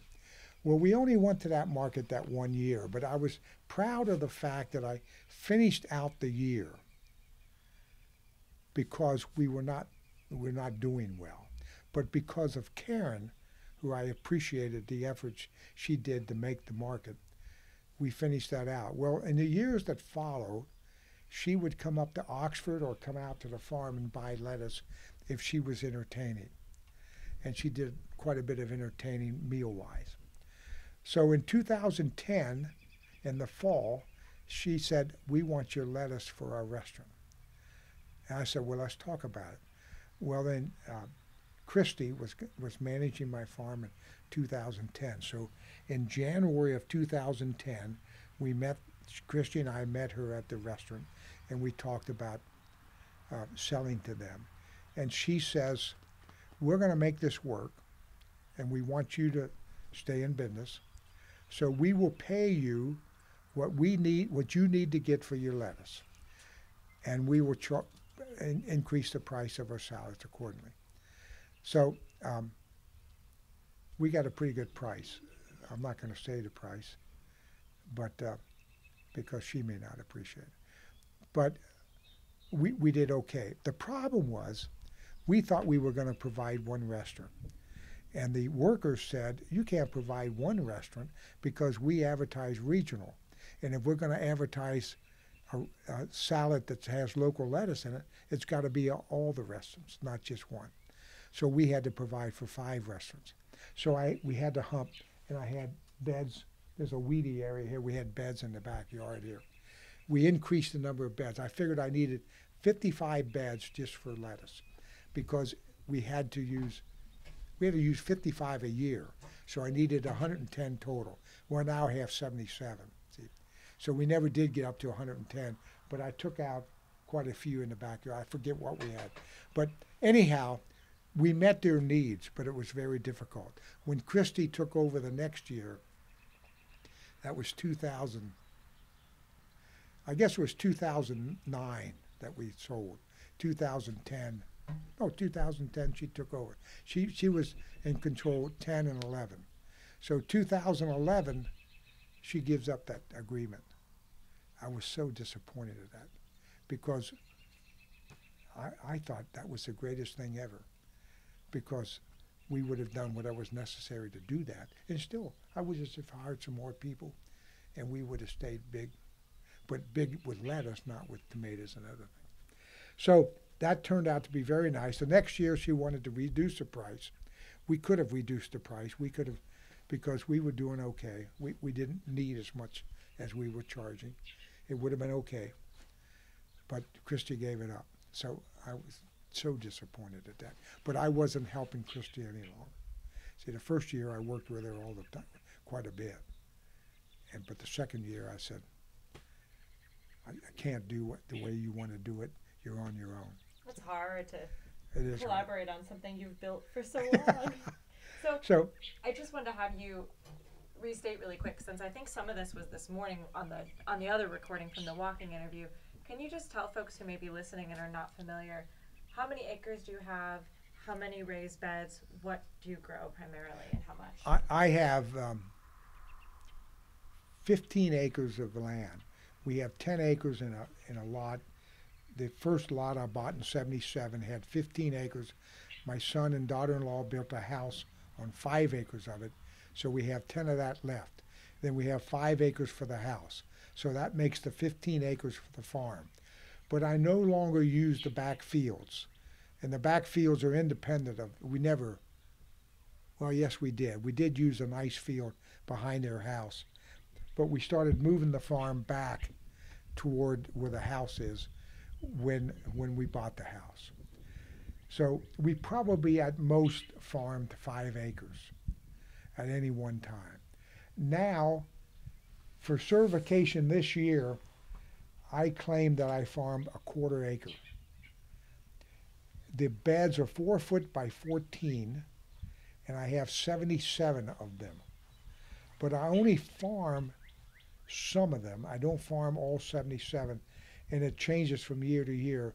But I'm trying to maintain 77 because I want to rotate in and out of them. And rotation is important, and rotation depends upon the crop. Not all crops get the same rotation. So this year I'm raising lettuce on, it'll probably turn out to be about 16 beds that I'll be raising lettuce on. No, more than that. 16 and 8, 24 beds. I'll be raising lettuce on 24 beds, and I may raise as many as, most of those beds will get 3 crops of lettuce. Some may get as many as 5, and some may only get 1 bed, 1 row. Well, probably most of them will get at least 2. So anyhow, and that's rotated. Half the beds get lettuce one year, and half the beds get lettuce the other year. The other beds are spotted with up to 4-year rotations based upon onions or tomatoes or peppers, other crops. That's awesome. Thank you so much. You're welcome. Anything you haven't gotten a chance to share in our momentous... I'll think of that after you've left. Do you have one last piece of parting advice for anyone listening who might be wanting to take up the kind of work you've started? If you are conscientious about how you do it, if you truly follow the organic system, you will have a system that starts to take care of itself. You won't have to worry about fertility. You won't have to worry about insects and disease once you get into the system. I've always had to worry about weeds, and that still is a problem. I put a lot of labor into weeds, but if I stay on top of it, then even the weeds become manageable. Parting shot. Thank you so much. You're very welcome. Talking with Harv Roehling here at Locust Run Farm in Butler County, Ohio. It is Monday, May 30th, 2016. It's Memorial Day even. I'm Jess Lamar Reece Holler, and this is the OFA Food Farm and Movement Memory Project.